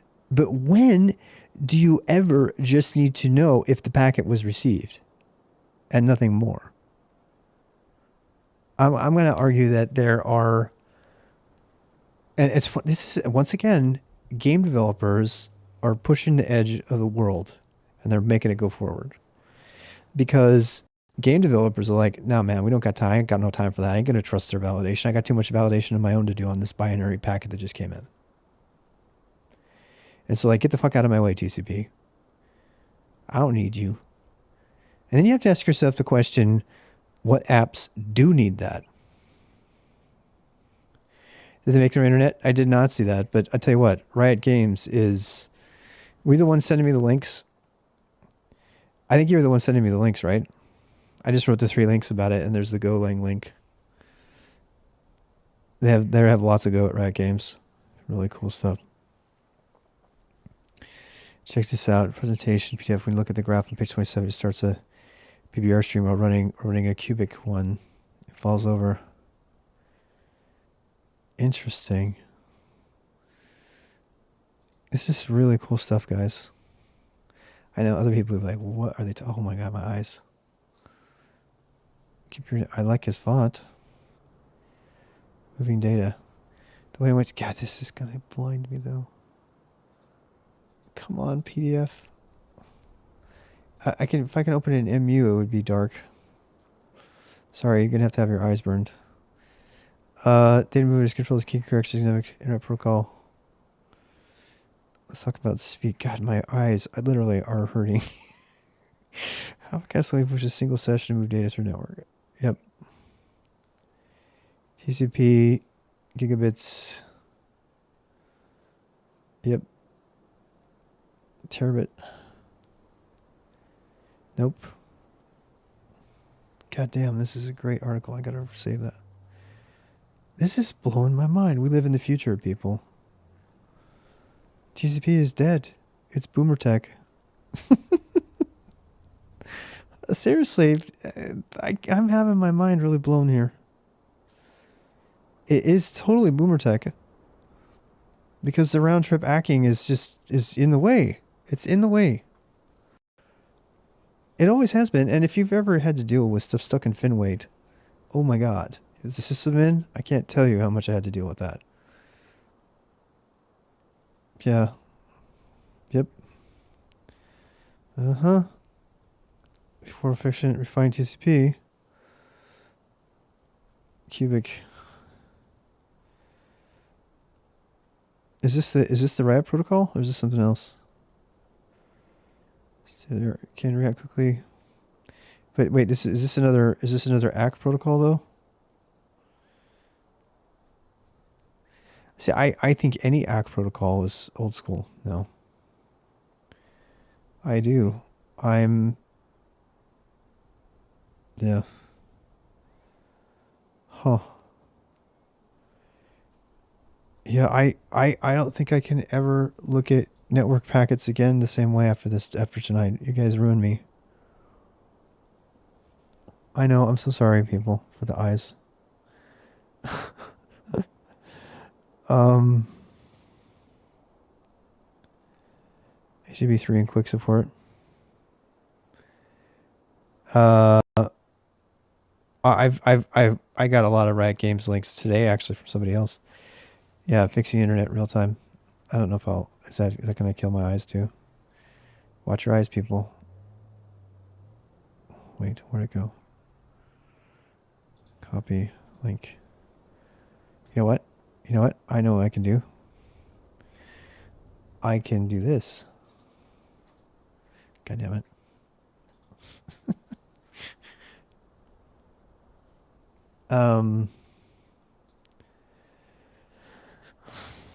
Yeah, here we go. Fixing internet for real-time applications. League of Legends is not a game. Oh, this is why they're doing so much, because League of Legends is really pushing the envelope. I forgot. I believe it or not, I forgot Riot was associated with League. I'm a Dota guy.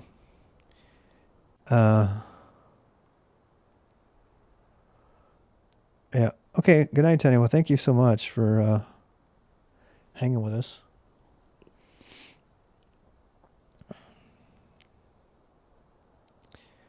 ISP company backbone. The Border Gateway Protocol. Oh, you're talking about their own internet. Like actual hard, like the wire layer. Holy shit. What?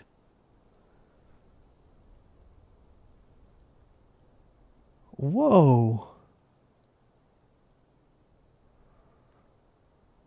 Oh my god, they ran fiber all over the world. Oh my god. Yeah. That is insane. This is insane. You guys keep blowing my mind tonight. This is crazy. Wow. I'm telling you, gaming companies are the new future. You know how I know? What's the most powerful hardware company right now that has enough power? What's the most powerful hardware company right now? I mean, you can say Intel, you could say, you know, Micron, and you could say Apple with them, the M1 and all that. NVIDIA. Private service providers. Bloomberg is? Really? Run their own fiber. Yeah, I remember them running fiber. Less annoying high-speed customer gamer that asked you to increase your latency by a millisecond. Yep, they did. So NVIDIA owns ARM, which is everything. The fact that they can acquire ARM tells you everything you need to know about where the future. The future is going. I'm going to say something controversial, but technical innovation since the dawn of time has been driven by three things: war, porn, and games.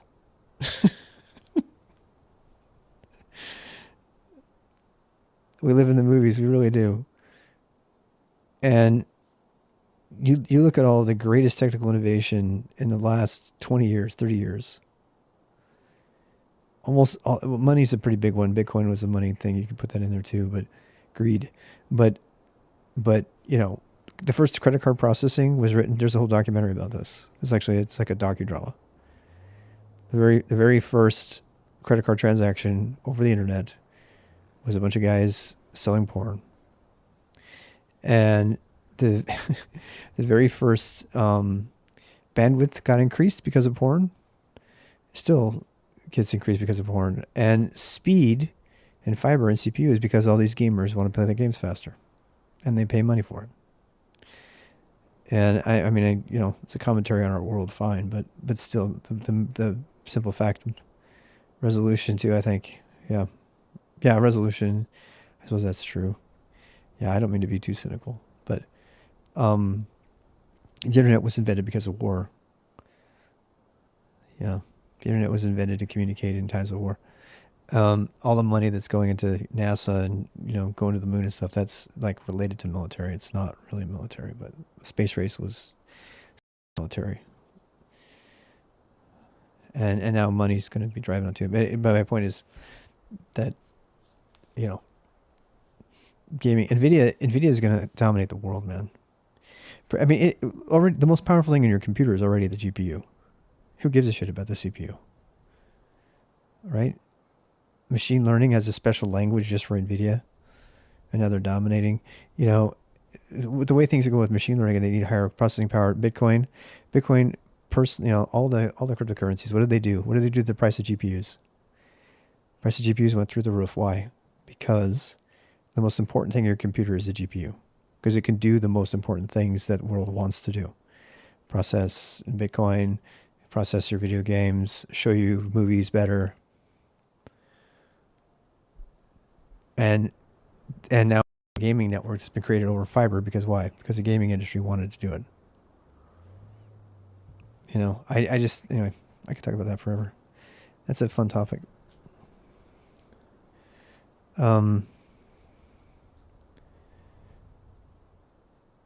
Yeah. Anyway, so real-time chat relay. I actually think this is probably good for tonight. I might call it myself. I might have to hang up. Might have to hang up here and relax and take a moment to let this process. You were saying that we should put some quick in here, maybe some cubic. I think I'm going to let this lie the way it is because I only want to have technologies in here that I think are going to be relevant to getting a job. And I don't want to use the other ones. I mean, I know that's really shallow of me, but if I have a lot of WebSockets and gRPC around, I think that'll cover our basis. And so we need to do another page here. I kind of feel like I should just drop for tonight and then do another page another day. The other page would be, the next page is also going to be notifications. So any kind of live streaming app has to have 3 main pages. In fact, I should probably make another page here. It has to have the real-time chat relay, which is the most fun. This is the thing that's going to be the most fun to write. And these might be different pods. It might be the same one. Who knows? And then we have, I'm going to cheat here. This is one of the things that I really love about Draw.io. It just, you want another page, it just gives you one. So cool. Yeah, so if I do this, wait, where are you? There you go. I gotta do this, I get another page. See that? Isn't that cool? I love that. The Twitter integration. So that's what I'm talking about. So let's talk about that. Let's talk about that one specifically. So the Twitter integration is going to be because I want to post videos to Twitter, and I want to take the comments that are on a live stream video, and I want them to hit my to come in as notifications. So that's what's going on with that. And well, I should probably just copy the whole thing. Yeah, I'll get rid of you. And copy over here. Yeah, right about there. So, all right. So, yeah, I really love it. It's like, because you can see right away what's gonna. It's just really great for diagramming, particularly if you've got diagrams that are gonna be like layers on top of the other one. So let's get rid of all of these little protocol identify. Actually, you know what? I'm gonna have to rename them all, so I'll keep that around. But this layer is not. This layer of the application is not real time. It's pseudo real time. So this is. Wait, just stop messing. Okay, Rob. All right. And this is where Twitter comes in. So, and frankly,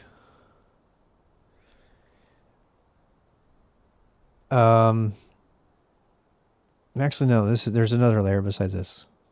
So there's actually 3 layers, 4, but wait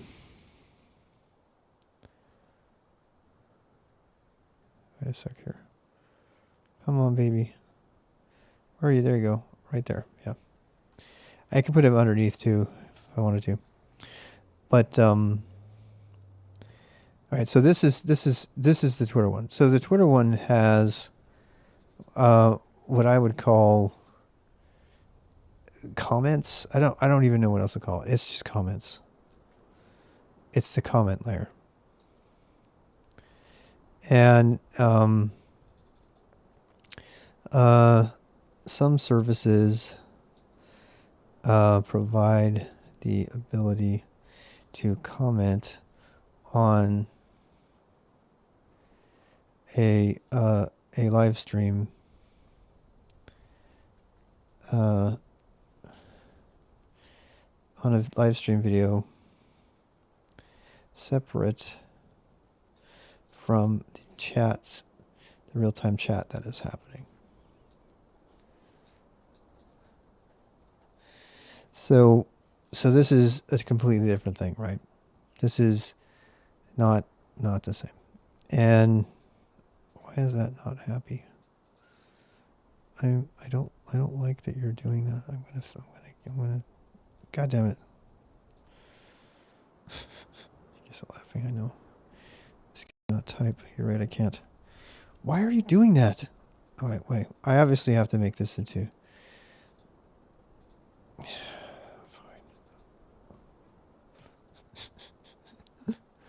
This is normally what I do for this kind of thing. Is I just go, I make a group. Oh my God. All right. Anyway, so I don't want to deal with this right now. I'll do it later. This is what I'm talking about. So this does not have a comment section, as far as I know. Twitch, can you do that? I don't think you can you? Twitch does not have the ability to comment on a specific video. Discord. This is the thing about Discord. Discord is a little weird because when you integrate Discord or Slack, for that matter, when you integrate these things, is this stuff that's coming from Discord, the chat that's related, that's happening during a live stream, is that considered a comment on that particular live stream? It's different. It doesn't fit the mold, right? So, and it's just chat. And interestingly, Twitch is the same way. Even though there is a stream there, you can still talk in the IRC chat, even if there's not a stream, is not active. So, but there's no comment system that's related specifically to a video. And therefore that doesn't exist. But Twitch does have that. So, yeah, Twitch has definitely got this. And so Discord does actually, no, what am I doing? There's no Twitch bot. It could be a Twitter bot, right? Yeah, I can probably delete this here. And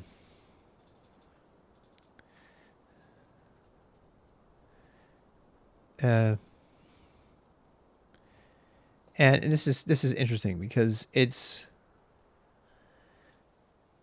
this is going to be very hard for me because, and first of all, this is not going to be gRPC at all. I don't think. I guess it could be. I mean, it's not going to hurt anything not to be. So yeah, I'm kind of conflicted here. Plus my thing's not working. Why are you not happy? I don't like you. Here, let me see if I can fix it. Anyway, whatever. Let me just summarize. It's probably time for me to quit tonight because I'm sucking. So, diagrams.net. This is draw.io or diagrams.net. It's really cool. It's a free tool. And it's pretty damn good. It gets better all the time. It used to be all online, and then now there's one you can download too. Yeah, I do too. It's really great for this kind of thing. It's got UML if you're like that kind of stuff and thing. It's got dark mode, which I activated before I turned it on this time. And of course I'm failing, but that's user error. It's not because the tool's bad. Yeah, that's the one I was looking at today. Yep. First call. Yep.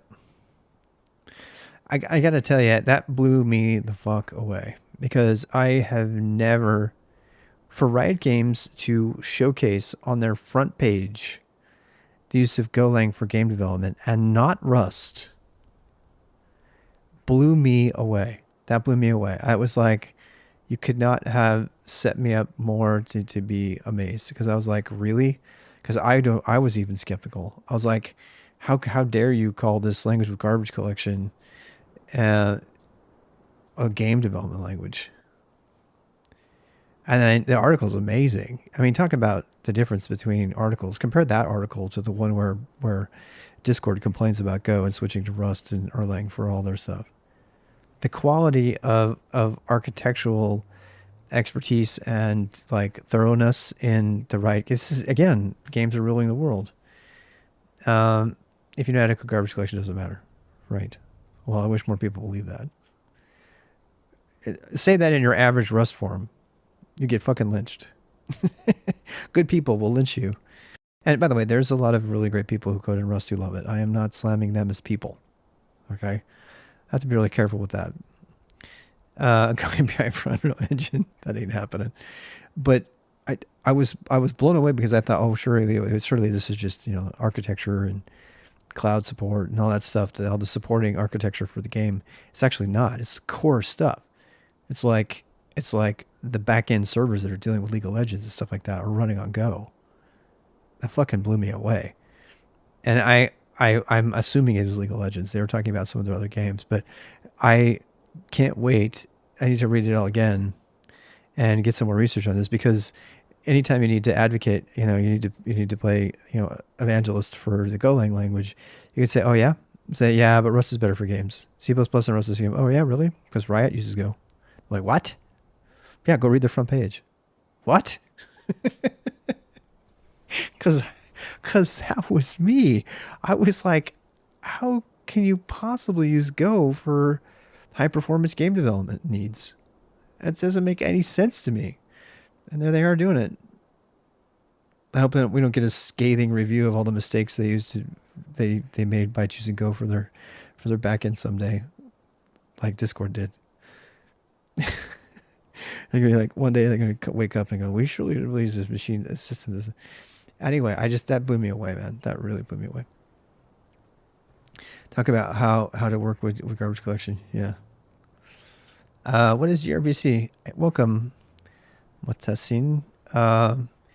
gRPC is the Google Remote Procedure Call language and protocol developed to talk really quickly.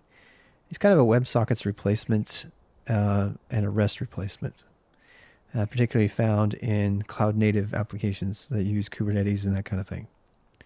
That's what it is. And it's really important you learn it if you want to get into that space. So that's why we're playing around with this over-engineered tool.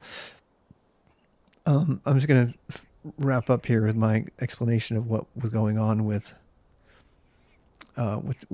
Twitter. So Twitter has comments. Twitch does not have comments as far as I know. So this is all dead. This goes away.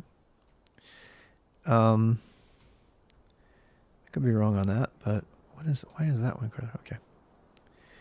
And okay, so YouTube has comments. Now, I don't know how to get the YouTube comments. I don't know what that is. We're going to go, let me go research that real quick. So one of the reasons I'm doing this is I want to learn the YouTube API and the Discord API and stuff like that, because I just think they're important to know as a hobbyist, and I think those would be fun streams to watch. So YouTube.com is probably developers. Almost always is. So nope, I was just guessing.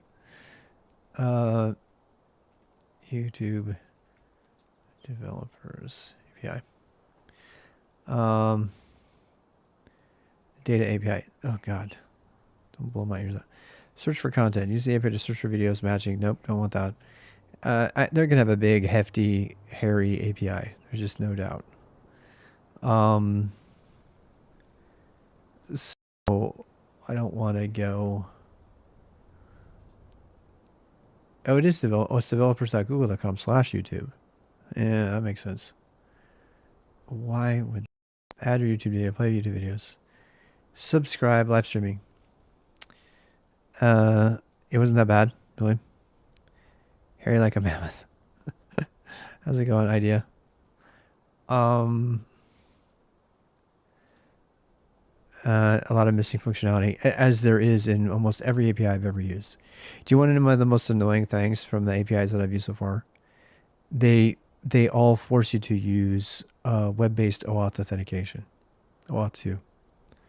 Twitter isn't even on OAuth 2. They're on the old school OAuth. So my auth tool that I wrote last week, you guys watched, it doesn't work. I have to build OAuth 1 into it so that I can talk to Twitter and use the same API for authentication. You like the Riot Games API? I know. You know what? This is okay. Once again, gaming companies are getting some of the best minds, and they are making cool shit. And so, you know, the interesting thing about that, I'm changing my paradigm a little bit, because, you know, here I'm thinking I want to save the world by working for a hospital. Or, by the way, hospital IT really does need to be improved a lot. We have all these ransomware attacks that are destroying our healthcare system because it's got so much technical debt. And I would really love to fix that. Nobody wants to pay the money to fix that stuff. That's why it's not fixed. But that's a place where you can save the world. But if you wanted to be technically stimulated and have fun and work for a company that's got a lot of money and that isn't a bad company, it's not destroying the world. Although you could argue pretty strongly that Fortnite is destroying a part of the world. Then something like Riot Games, I'm not just trying to rationalize the decision to work for a game company, but my eyes have been really open the last few days, particularly by Riot Games, as I read about what they have done. Look, Lyft, you know, Lyft has created some of the most amazing software ever. And what are they? They're a ride sharing service.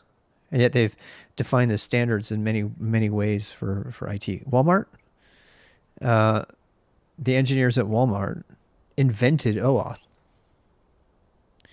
Yep. And then he left in protest. It's kind of a big scandal. Um, yeah.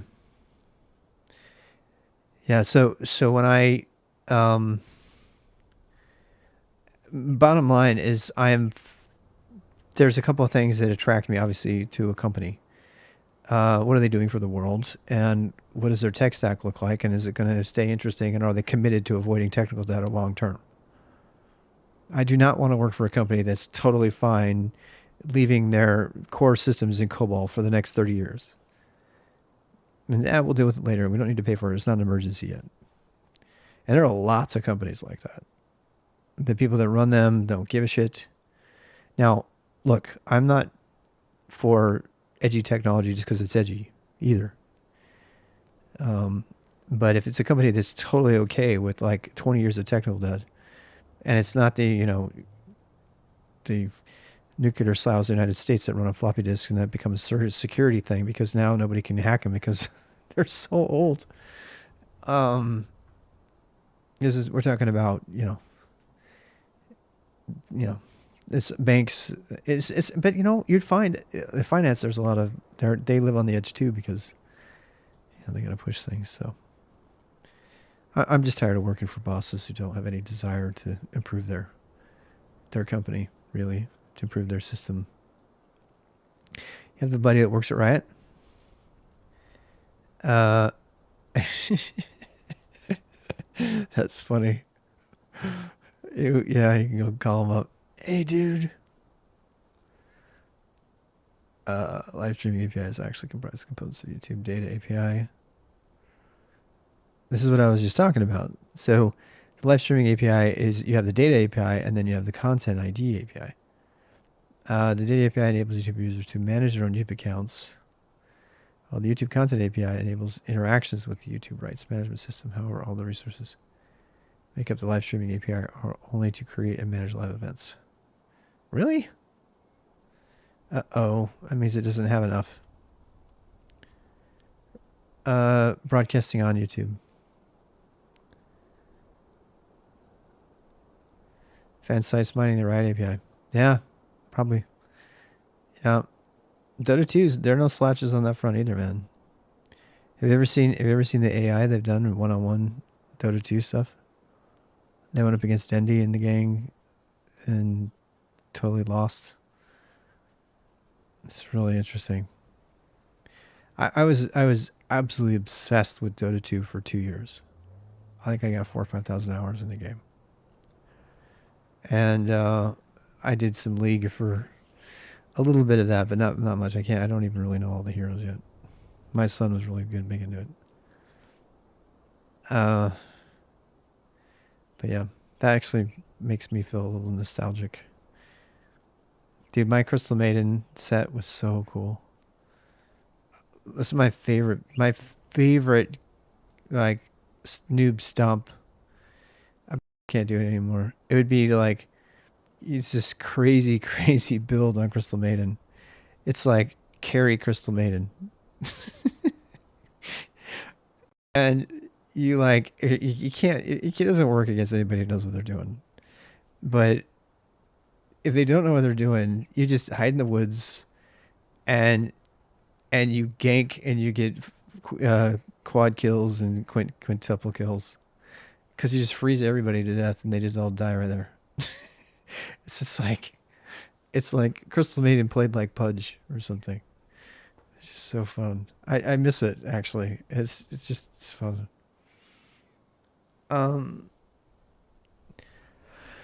They can analyze your game's playstyle, how to improve. Yes. It could be interesting to see what the Stadia stuff does. People have been saying that Stadia is actually a move by Google to market to your mental abilities. that they're actually going to mine your twitch ability, your mental acuity, and they're going to sell that information to the military to recruit you, to other people, and they're basically going to say this person has this level of, response and everything, because they have no problem selling your data to everybody. That's what they've already proven that. It's pretty interesting. It's not a conspiracy theory. It's like one of the reasons that they think that they want to have, because it's a broadcast, because it's broadcast technology, they can literally watch your eye movements, they can watch your mouse movements, they can watch everything. So they can capture gobs and gobs of data about your sort of biometrics and your bio play style, all of your abilities. And it never get recruited. I'm not fast enough. Neither would I, of course. But they're also the idea is that they would also sell that data to game developers. And then because right now, one of the things that game developers don't have, as far as I know, some of them might have it. You might know if you got your buddy at Riot. You should ask them. Yeah, just knowing your username doesn't count. But if they can record, this is the thing. Actually, it'd be interesting because all the stats in Dota 2. The thing I really love about Dota 2 that they started doing is they started adding machine learning to the games. And so if you paid for the extra thing, it would show you the statistics around what everyone else has done and what has come out successfully. It's kind of like playing a chess game in real time. It's like, you ever play one? I really love it, the old days when we did chess games. It didn't tell you the statistical probability of a given move, but these days when you play online at chess.com or whatever, it'll tell you, okay, this particular move has won the game 98% of the time. This particular move has won the game like 30% of the time. And they have all of those same stats for Dota 2. At least they did before I left it. That was like 6 years ago. Oh no, 3 years ago. And when you're playing it though, it would tell you the stats as you go. It would say this is how you should build your person based on success criteria. And then if you wanted to go against that, you could.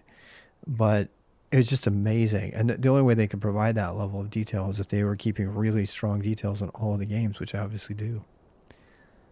And every one of those games has your movements and everything in it already. So rather than have to watch how well you twitch, like on Stadia through a true streaming service, they can just record the game and just go watch it. So, yeah. It's just so crazy, all of the innovation that's coming in the tech industry through games. And I get down on games sometimes because they are a distraction and they keep us from. They're just another art form, as far as I'm concerned. It's another sport, another art form. We don't look down on sports. I think we overly value sports, unfortunately. But anyway, probably time for me to go to bed. I'm rambling. But get auth credentials. Please tell me your auth too. Yep, nice. I'm already set up for you then. API keys. I have all of this whole thing set up, so I'm good to go. Just need to get my client server. What I'm trying to figure out is whether you can get the comments. I know you can because Restream does. So either Restream's got some internal agreement with YouTube, which I seriously doubt, or the API provides that, and I just need to figure out how to get to it. So I'm not worried about that.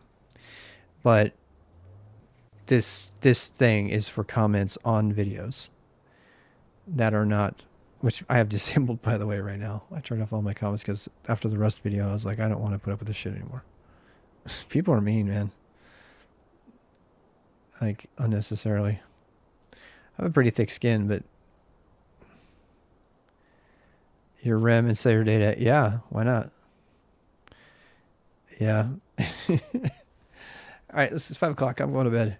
It's a good cutoff time. Hey, thank you for joining me. I know there wasn't a lot of code today, but hopefully you guys learned something and we got some terminology down, and at least we know what we're going to be doing in our crazily over-engineered live streaming app. And we'll work on it. At least we know what's going to happen. I know I feel like I feel a lot more comfortable with gRPC and WebSockets than I've ever felt before. WebSockets, of course, is great for all kinds of games. A lot of this stuff too. If you are here for gaming and learning how to code games, these technologies, as we've just are used by gamers. So even if you're not going to do it to do, some super boring stock app, uh, it's you can apply it to what you want to make, and that kind of is a thing. Implement NATS server in QTRS. Ooh, yes, yes, I do use Reddit. Watch people code. I probably should post there. I don't go on Reddit nearly as much as I should. I really like Reddit, and I particularly like Reddit because it was invented by one of my favorite human beings of all time, Aaron Swartz. If you don't know Aaron Schwartz's story, you should go watch The Internet's Own Boy and cry your eyes out. You'll love it. It's really great. But Reddit is one of those things. I'm not logged in right now. I'll have to go do it.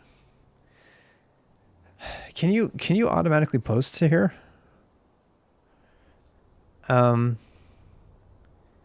Reddit is basically the modern news groups. So my generation, we grew up on UUCP, and we still are there.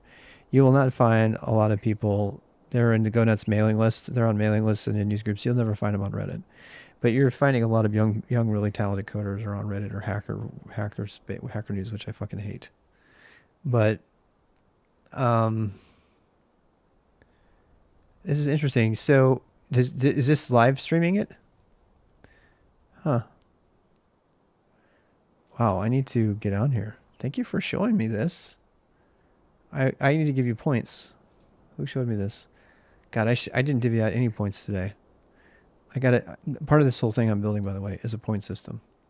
So when you guys help me out and share stuff with the world that is really valuable, I'm going to give you points. And then you're going to get a little icon next to your name. I'm going to give you a little icon next to your name. And the more points you contribute, the cooler your icon will get. You're not going to get to pick your icon, but you'll know what your icons are. Those who have, are just beginners that don't have any points, will have kind of a plain one. It'll just be an emoji. And then if you want to get the high-end emojis, you have to really contribute to the stream. And that means you need to provide valuable input. That's all. According to me. And so far tonight, you guys have been really, I feel guilty because I just remembered it now. And if I gave you points, that wouldn't be fair to everybody else. But I do want to build I'll probably do that tomorrow. I've already got a JSON file started that's got points for a few people in it. And what I'm going to do is I'm just going to start accruing those points and just start handing them out as we go from a command line interface. And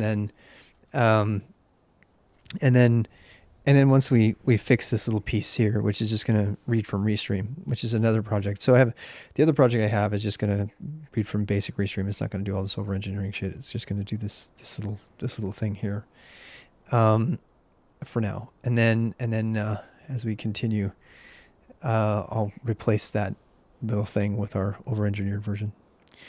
But that way we can kind of get the points on the screen right away and show how many people are in the stream and that kind of thing. That's all coming from Restream, which is really cheating. So, because Restream takes care of all the hard stuff. It's also a little bit laggy, but you should RES, and then you can stick to old Reddit. Really?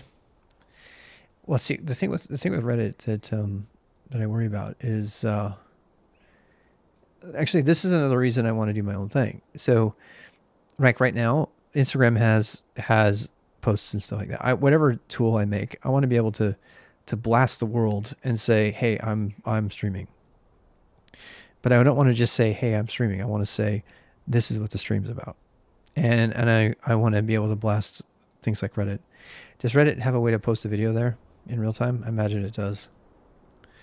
It obviously does. React tutorial number 4, configure your blah. Yeah. What I'm wondering is if I could actually post the live stream as it happens, and then people could click on it, right?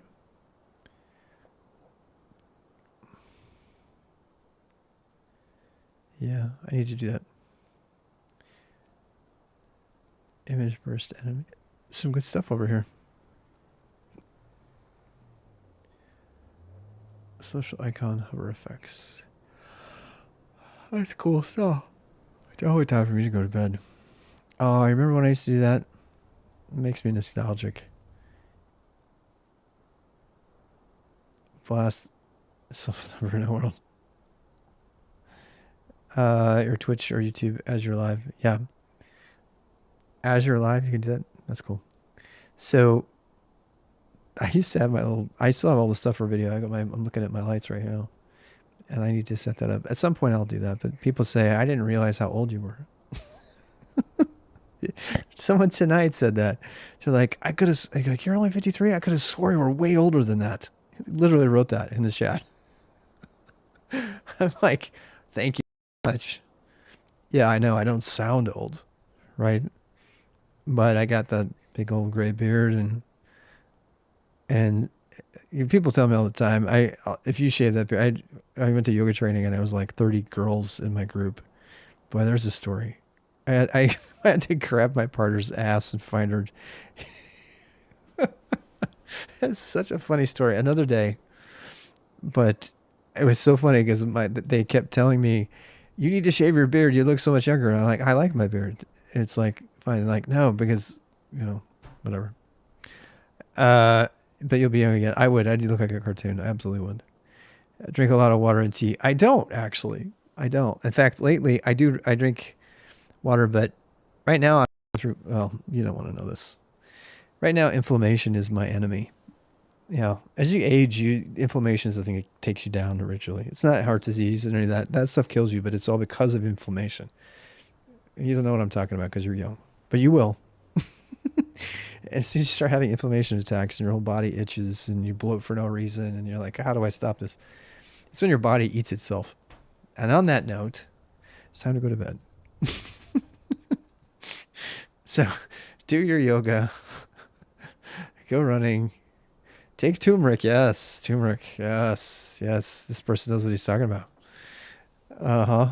Yep. Yep. Yep. And, have a good day doing whatever you're doing.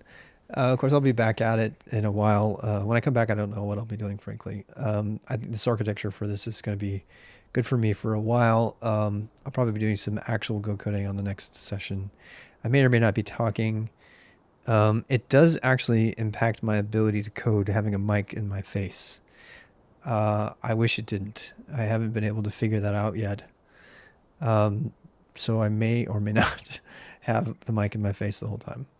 And if I just turn it aside, I'm set up now. I got a new board. I'm set up now that I know people keep telling me that I need to talk through my coding. I'll try. I'll try one more time. I go through these back and forths with this. Sometimes when I'm doing the code, the talking distracts me from the ability to code. It also hurts my throat over time if I'm talking for like 4 hours straight. So I might not be commenting on every single thing I do. Maybe I will, but yeah. And the camera angle, yeah, I don't really care about that. I mean, the camera, it's not visible on cam. My mic is always near my face. Yeah, I do that too. I have mine like underneath me sometimes. And, I had that old Shure 55. I gave it to my stepson. He's going to be streaming here pretty soon. He's hilarious. I hope he does voice acting. He's a brilliant voice actor. And as far as I'm concerned, it's more about the screen real estate, honestly, and the lights and stuff. But yeah. Yeah, and you do a good job too, streaming. Yeah. All right. Well, I'm going to talk to you guys all later. Thanks so much. Bye.